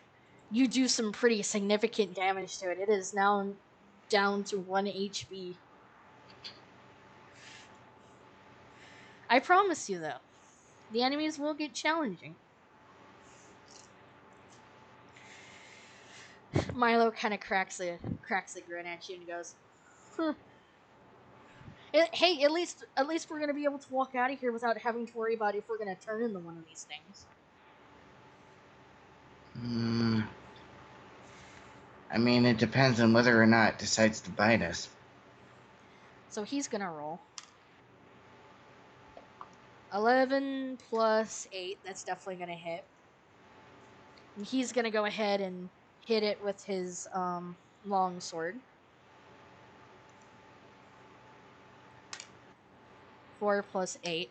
You watch as he stabs it through the chest. The jackalware kind of grabs at the blade a little bit. He yanks it out, and the jackalware just kind of falls forward. So the jackalware is dead. You guys now have a jackal to worry about. And I'm gonna go ahead and roll the D2. Come the fuck on, Wizards of the Coast dice roller. Oh, you piece of ass! It's gonna go right for you again. It's okay, I still have 32 SP, so I'm fine. 10 plus 1, which is 11. Missed. You hear its jaws just kind of snap near your wing. I wonder what would happen if I bit it. You want to find out? I mean, I kind of am a vampire bat, so... Do it. I'm gonna kill it by biting it. It's an improvised weapon. Aight. And I'm guessing I don't get any roll bonuses because it's improvised. Yeah, and it's gonna be a D4. Okay. So 18, roll d4, 4. you bite it. You actually you let out you put your sword away. You let out an ungodly hiss, fly forward. Your fangs come out and you latch onto its. You don't even go for the fucking neck. You just go for the muzzle. You give it a sharp bite on the muzzle. X's form in the jackal's eyes, and the jackal just falls dead.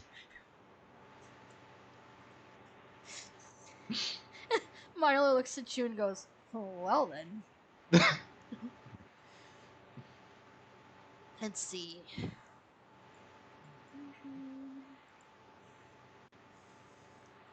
You both get 120 XP for that encounter. Mm-hmm. So, do you want to investigate the bodies to see if they're the cause of what's going on? Yes. Alrighty, do you need an investigation check, please, sir? 23. Oh yeah, so as you inspect their like paws and stuff like that, you definitely know that they've killed somebody because you can see blood around their teeth. You can also see like blood on their claws and stuff like that. There's blood on the jackalware's clothing. There's blood on the clothing. You could definitely tell that the jackals and the jackalwares have been receiving wounds as well. So It's kind of a weak thing to get overrun by, don't you think? yeah, it seems pretty pathetic if you ask me. But that leaves the question: where's the artifact that one of these things stole? Think they might have escaped with it? Probably, if there's more of these bastards outside.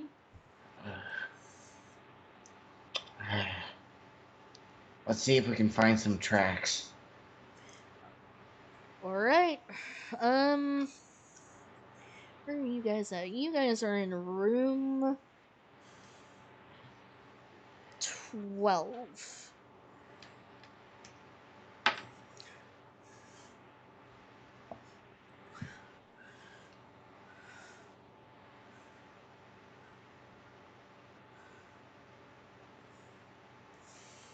Alrighty, so roll me an investigation check, if you will.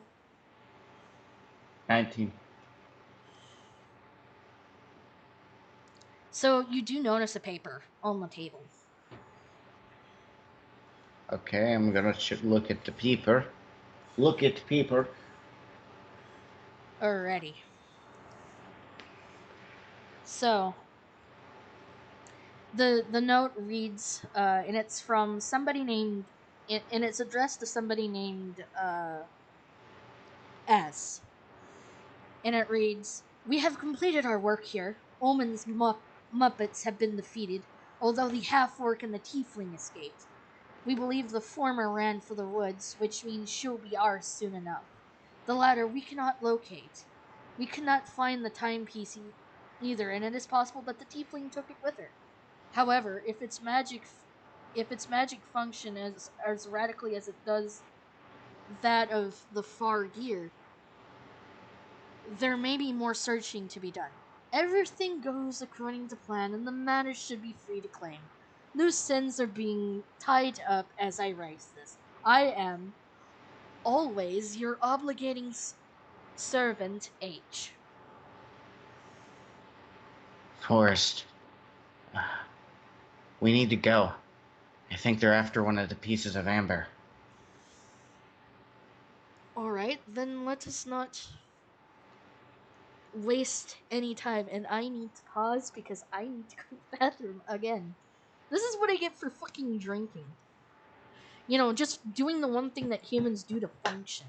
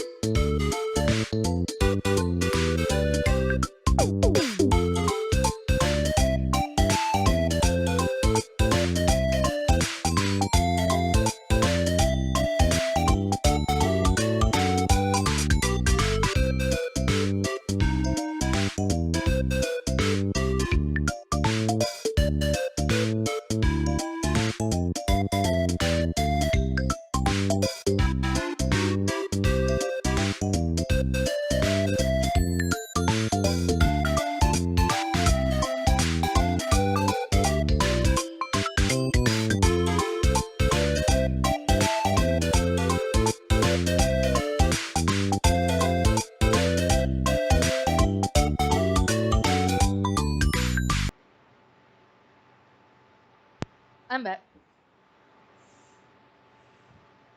Oh, he must have stepped out. I'm here. Oh, okay, good. Alrighty, so you want to go and you want to get out of here then, huh? Yeah, I want to find the tiefling. Alright. So, as you step through the door, two hobgoblins pause, staring at you with a mixture of anger and confusion. One wears an oversized tank on her back with a handheld hose and nozzle emerging from it.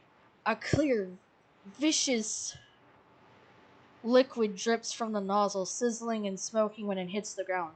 The second hobgoblin banishes a lethal-looking sword.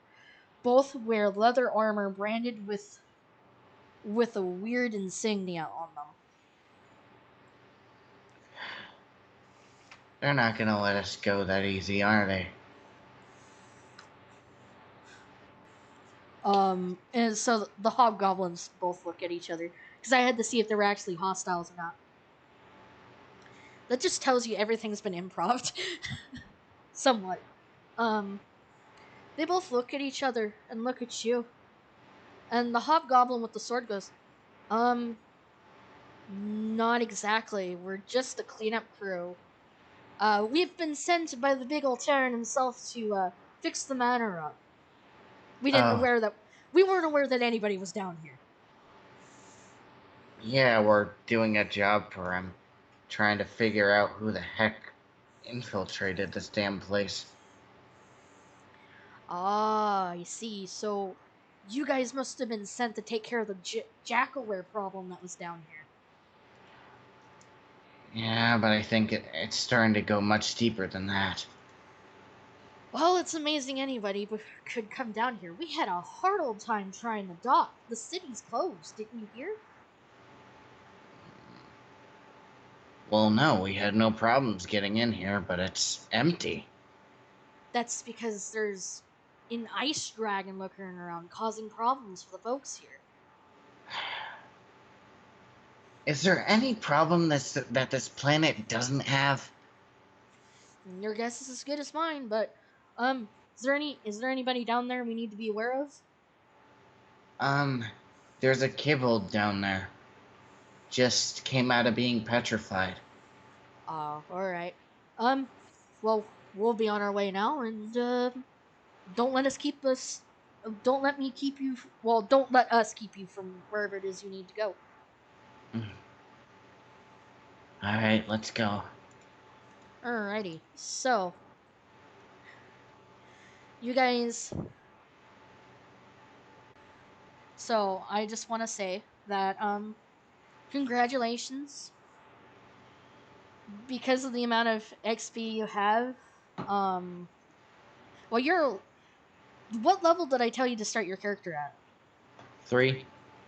Congratulations, you are now level 4. Hmm. And if you still have a shit ton of XP, congratulations, you are now a 5. I don't know how much it takes to go from 3 to 4. I'm gonna have to remember what role I set it as. Hmm. Which means that your modifier it went from being an 8 to a 9. So, alrighty. So you're wanting to pursue the Tiefling then, huh? Yes. Alrighty. So I don't need this book anymore actually, because you completed the encounter from that. Alrighty. So you guys head out into the frozen wasteland. Go ahead. Oh yeah, because of the fact that you guys are now officially away from a warm area, you're gonna need to take that 2d4. But we haven't been out in the cold for an hour. Well, you're heading out into the wastelands now. Okay. You If did you're say every hour. You did say every hour you're out in the cold. well, since this is the first hour that you're venturing into the cold, Okay. 3, 1. Okay. 4. I'm at 28 SP.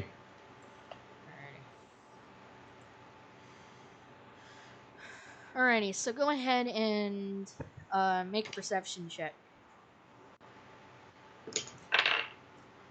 16. as you peer into the blowing wind. You see petrified trees. These trees are made of ice, like pure ice. And it kind of looks like a forest area.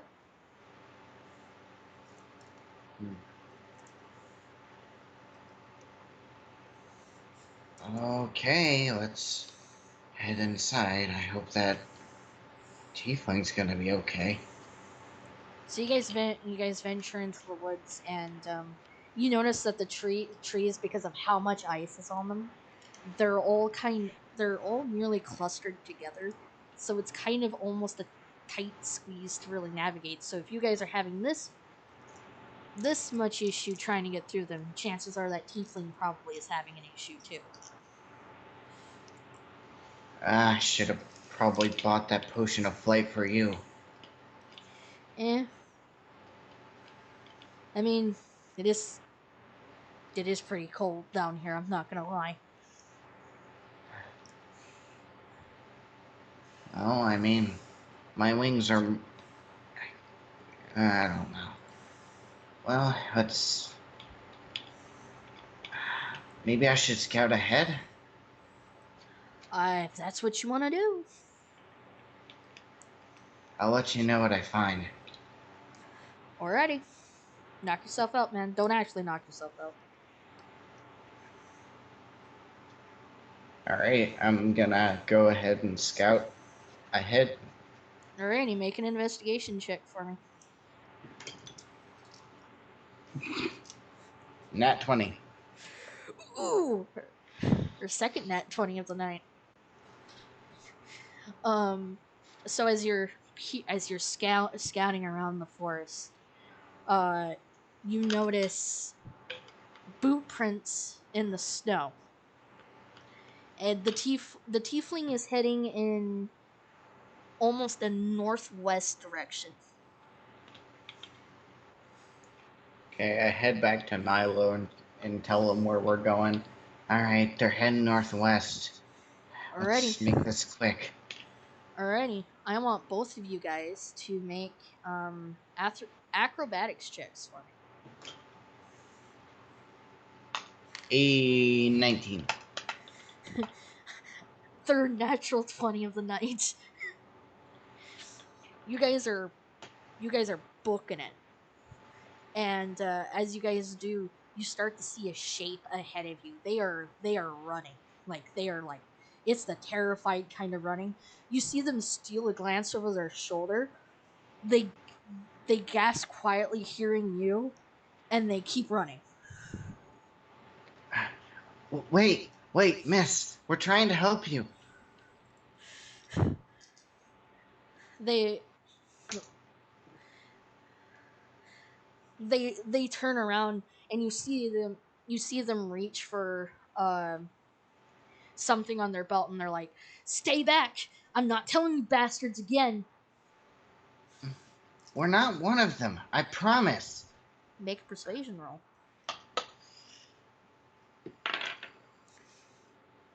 23. Wait, 24. Keep forgetting it's a 9 though.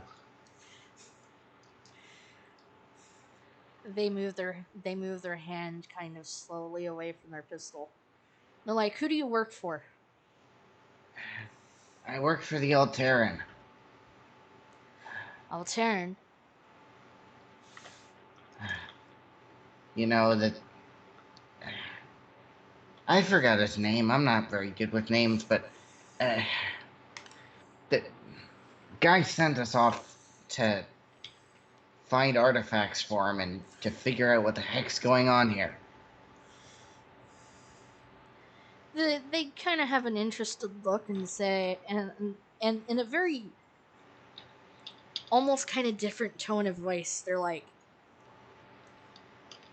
"I guess that means we're all friends here."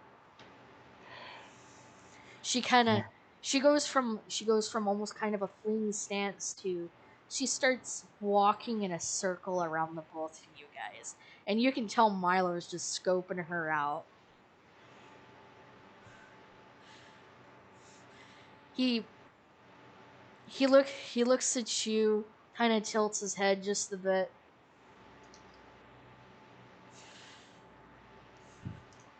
I don't like where this is going. And she holds her hands up. She's like, "We're all friends here, right? I mean, we must be if you've not wanted to kill me yet."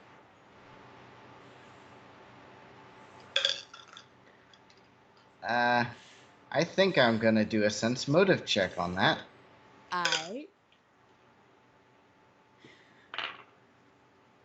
Okay.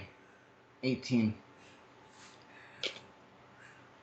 Ooh, that sounds a lot better than what I was about ready to do. Um, she pauses. She puts her hands up. She's like, all right, you caught me. You caught the thief. Congratulations. I bet you definitely feel better about yourself now." Wait. You stole from that, but... You're not from the Jackalware cult? Ding, Or ding, are you? ding! Ding, ding, ding! Oh, give a prize to the poor bat in the corner. Don't patronize me. Milo kind of just shakes his head and he casts what is known as the Zone of Truth. And it says, I can create a magical zone that guards against deception in a 15-foot radius sphere centered on a point of my choice within range. Until the spell ends, a creature that enters the spell's area for the first time on a turn or starts its turn there must make a charisma saving throw. On a failed save, the creature cannot deliberately lie while in the radius. You know whether the creature succeeds or fails its saving throw. And the creature is aware of the spell and can thus avoid answering questions in which it would normally respond with a lie. Such creature can be invasive in its answers as long as it remains within the boundaries of the truth.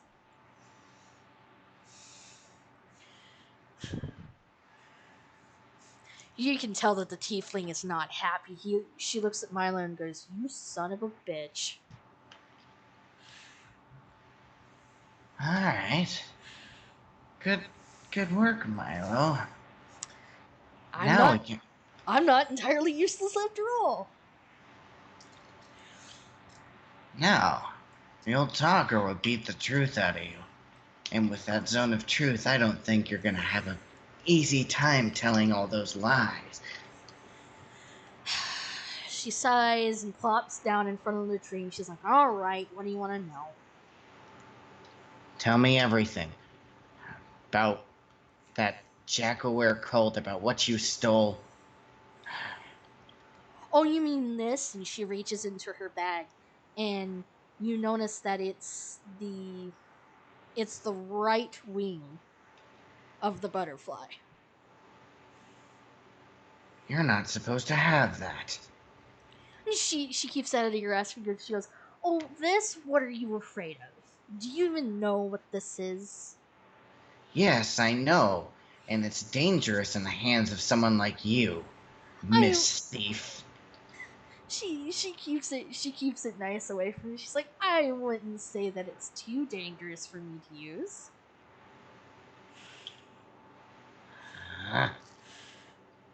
I'm gonna swoop in and try and snatch it from her hands. Alright, so we're both gonna need to make your dexterity checks. Come on.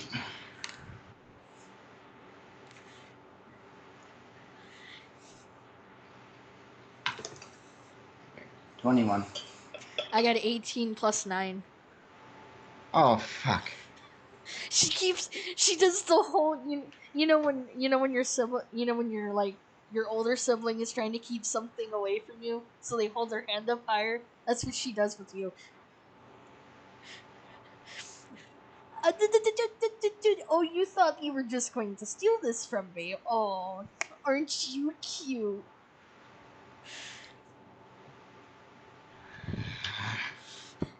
Oh, what are you gonna do about it? I put my Windblade to her throat.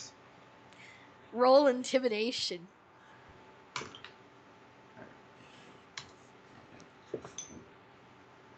19. She looks at you. She's like, "Why are you gonna be a dickhead? Why can't we just talk about this?" Listen, I'm fed up with the games. My job is to get those things out of the hands of people like you. She just she smiles. She begins laughing. She begins laughing to an insane amount. She's like, "Oh, aren't you? Aren't you just the cutest little bat? I'm not going to give it to you." I'm gonna press my blade further into her fucking throat, that fucking bitch. Make it another intimidation roll, and I'm going to do a counter roll. Come on.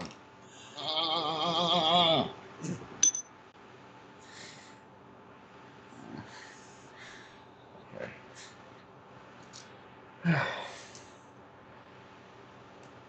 I need to. I am like tired at the moment. Jesus. 20. Hello? Yeah. What did you roll? Oh, okay.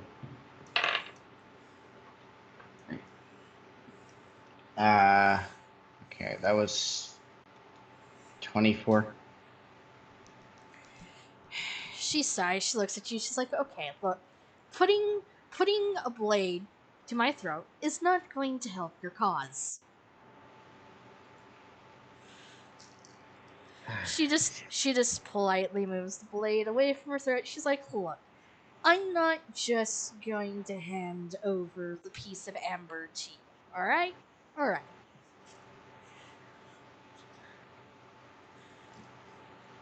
Listen, you either hand it over or you die.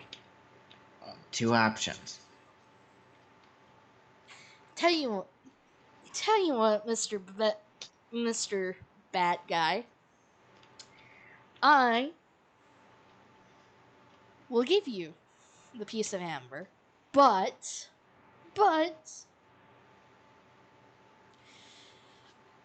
she leans in close. I'm really having to think of what I want to say next because I did not at all plan this. She leans in and she's like, "But I have to come with you because I don't particularly trust you, and I really don't think you know what you're dealing with."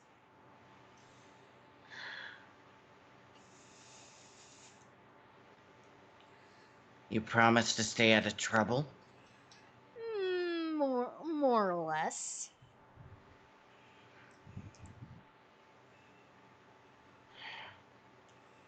Come on. You try anything funny, and I You will end you. you have me stuck in a zone of truth. I think this is about as truthful as I'm going to get with you.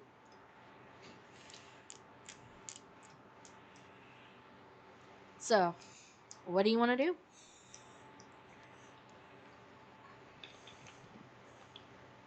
Uh, gonna head back to the ship because I don't want to stick around long enough for that piece to get just fucking stolen.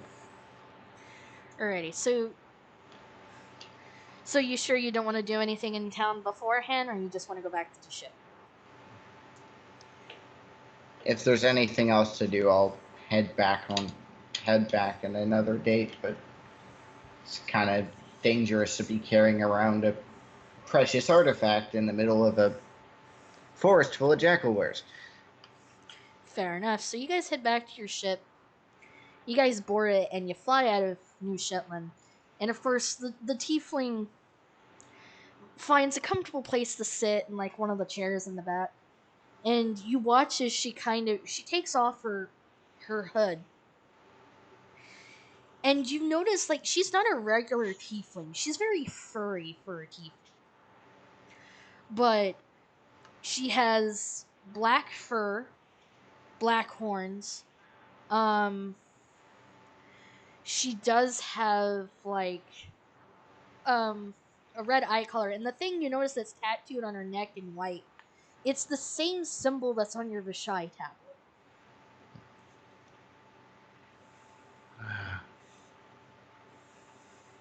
You're an interesting one. You've never seen a Foxling before? Oh, I knew you were a hybrid, but fox. I mean, to be honest, I'm kind of the only one of my kind around these parts. She reaches into her cloak and she pulls out like a deck of cards. She starts messing with that, all while keeping the bag that has the piece of amber in it rather close by to her.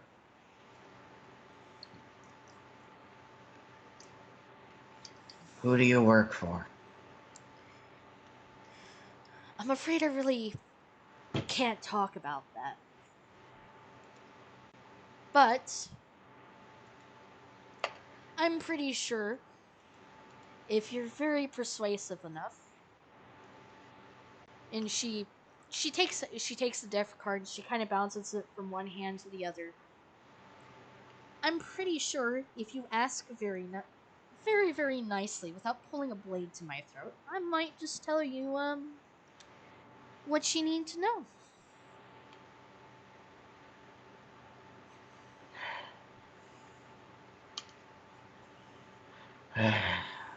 Fine. Listen, I'm sorry, you don't know who to trust out here, you know. I am very aware of how shady the realms have become since the war broke out. Damn humans. Oh, humans are such. People say that humans are such nice creatures, but when you really take a look at their personality from a very skeptical point of view, they they aren't so nice. So, where are you from? You know,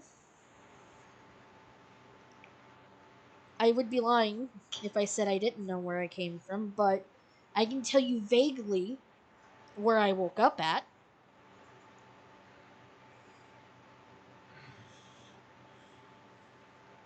And Don't you don't know your parents or anything? oh, I remember my parents just fine. It's just some things are hazy, but if you don't want me beating around the bush any more than I'm currently am right now, I woke up in Astrid. Hmm. Well, that's where we're going. Oh, you're heading to Astrid Station? Yeah, uh, that's where our employer's at. Oh, employers. You mean that Alteran guy? Yeah, says says they're gonna study it or something. Wouldn't it make much sense for you to go back to Altera? Oh.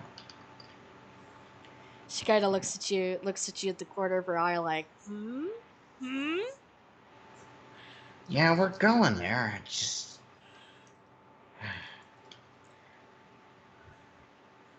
She's studying each one of her cards right now, admiring the artwork on it before she tucks it back underneath her cloak. She leans back in her chair. You hear it creak quite a bit. She kind of puts her arms behind her head and goes, "So what else do you want to know?"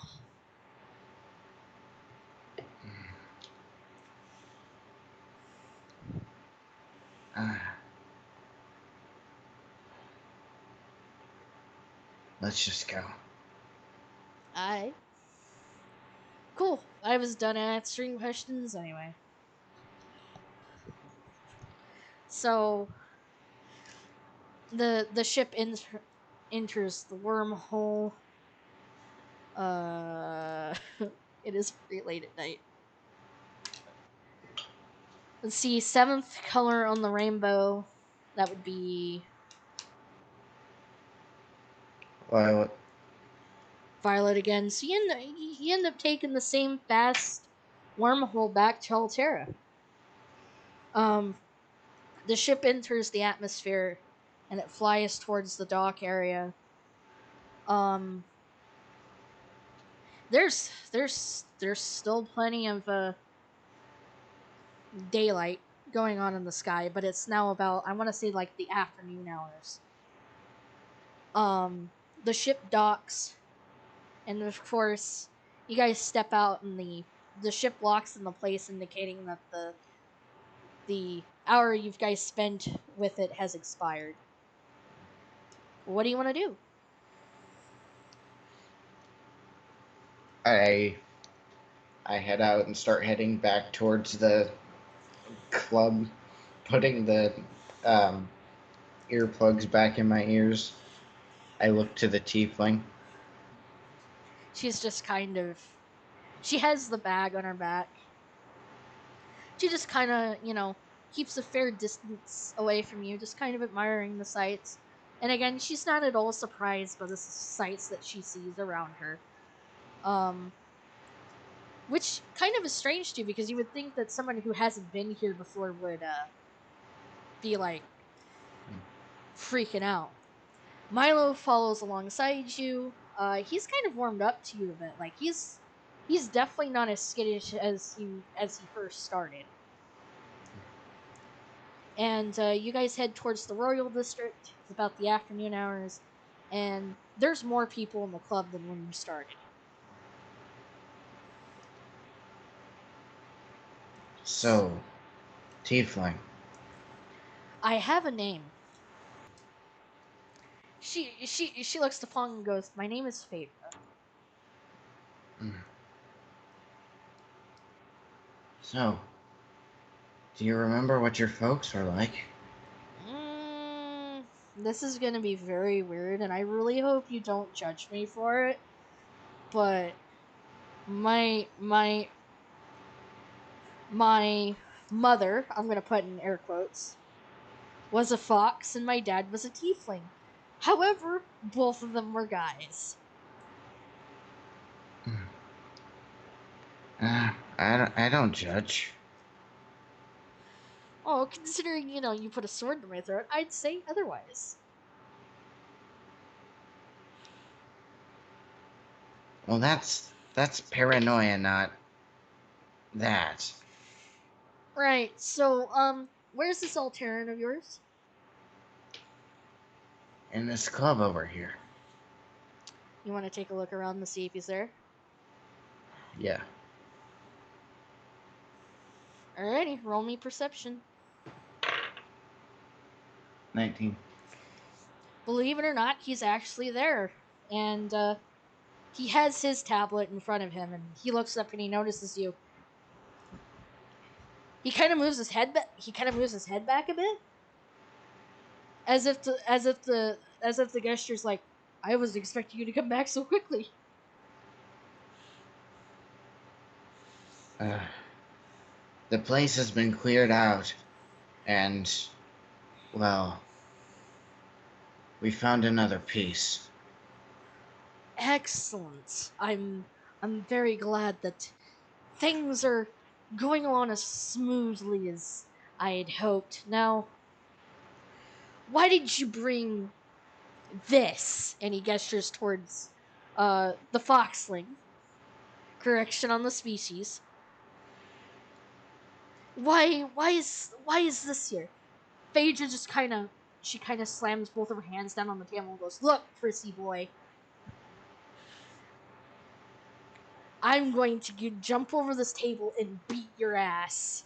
Alright, stop it. Show each other a little respect.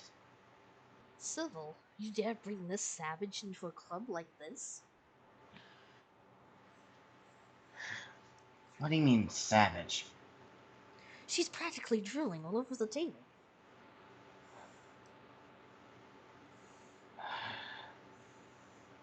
Alright. Just, please, don't go at each other's throats. She seems to know something about these pieces, and I want to keep her intact. You see Valadin tilt his head and he goes, "Does she? Then I suppose she might be of use to us after all." She kind of rolls her eyes and looks away.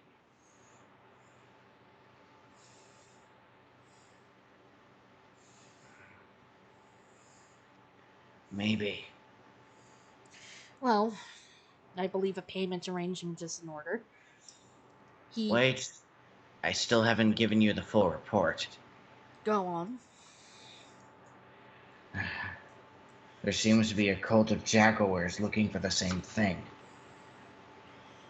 Jaguars? Are you telling me I have jaguars in my basement? Well, not in your basement, but they were in your museum. Oh, that won't do.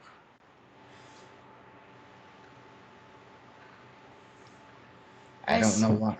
I suppose we'll have to set up some traps or something to keep them out of there then.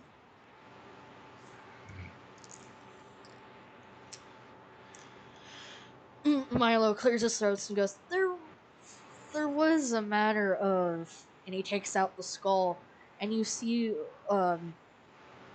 Valadin kind of stop his hand a little bit because he's just, you see the back of the skull coming out of the bag, and he just puts his hand over Milo's and goes,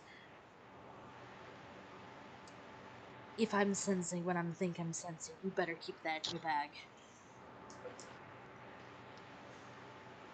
Trust me, we don't want to turn half this room into stone. Which I appreciate. Well, leave the skull with me then, and as soon as I figure out something, I will let you know what you're dealing with. Now, payment? Oh, yes, that. He reaches into his pocket and he pulls out 2 cred sticks. Now, these cred sticks are bigger than the ones that you guys have, and they're worth 2,000 credits each. Not bad. I told you would get paid. Do rather well for your jobs. Well, it's not something I'm familiar with, but I'm figuring it out. Right, well, I have other matters that I have to attend to. I will be sure to be in touch with you. He takes the bag that has the skull in it, and he's like, I will update you on my findings, and if I need you for another job, I will let you know. And with that, he leaves the club.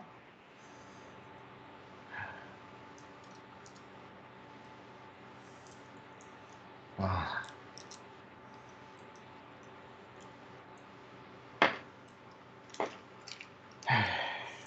This was a mess. Faydra looks at you and goes, well, no shit.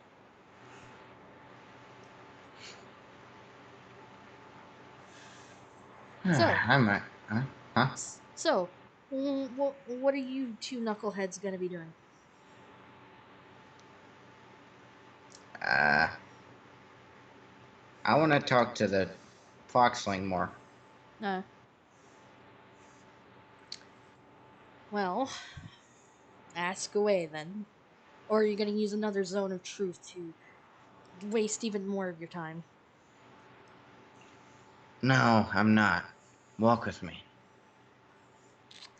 Alright, so you guys leave the club and now you're just kind of in the rural district area. You're just kind of walking around. It's strange, isn't it? I guess so. I guess you can call it that.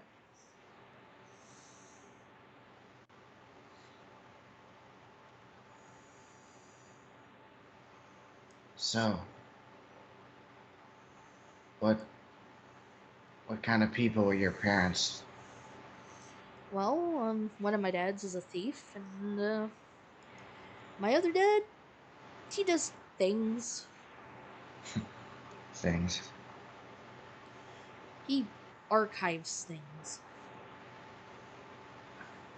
Like that little sir in that club?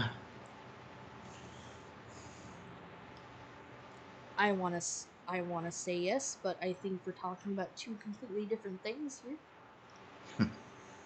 Maybe.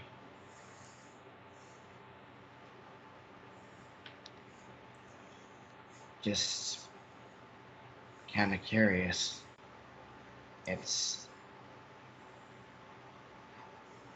Honestly, it's been a while since I've seen my own family.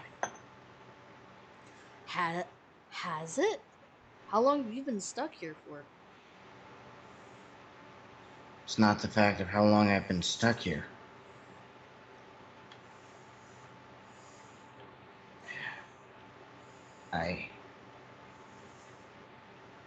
Well, growing up, it was always the village that took care of me. I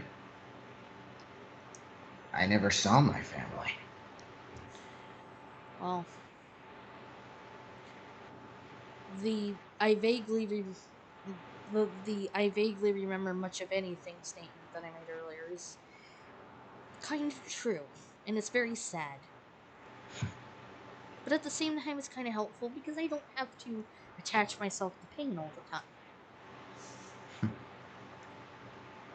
Yeah, but you can't run from your attachments forever. I suppose not. What else do you want to know? What are you collecting those parts for? She takes out the piece of amber that she has, and she goes, "They're part of a much larger picture. Is all I'm going to tell you."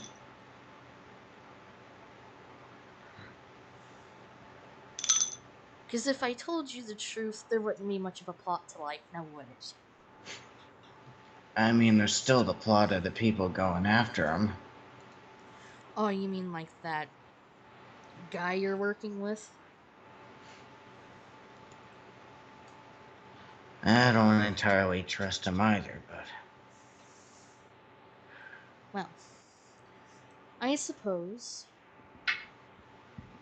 the more times you, I don't know, need favors from me or what have you, I suppose I'll be much more open. But for now, she tucks the piece back into her bag. I'm going to hold on to this for you.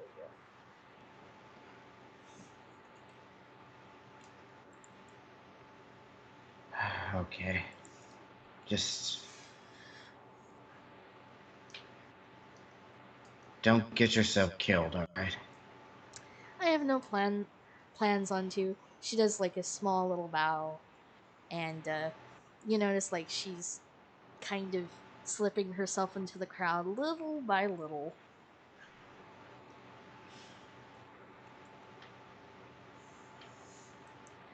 Alright, little dragon, you hungry? Remy perks her head up and just does a tongue flip and nods very happily. Alright, let's head on home and get you something to eat. So you want to go home then? Yeah.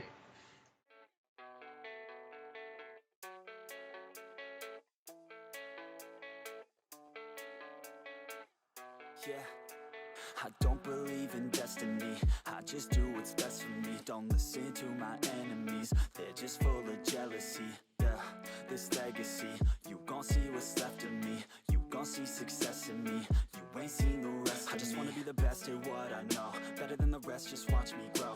Put me to the test and watch me go. This is my quest, I'ma make it known. They call me obsessive, oh I know. Call me selective with my notes. Call me aggressive with my flow. Call me offensive even though Joe, I ain't gonna lie, life's tough. Try to get by, life's rough. Try to do it right, it's not enough. Even though you try, you still mess up. But I'm still gonna fight for what I love. Still gonna die for what I love. Still gonna try, I won't give up. Still gonna fight until I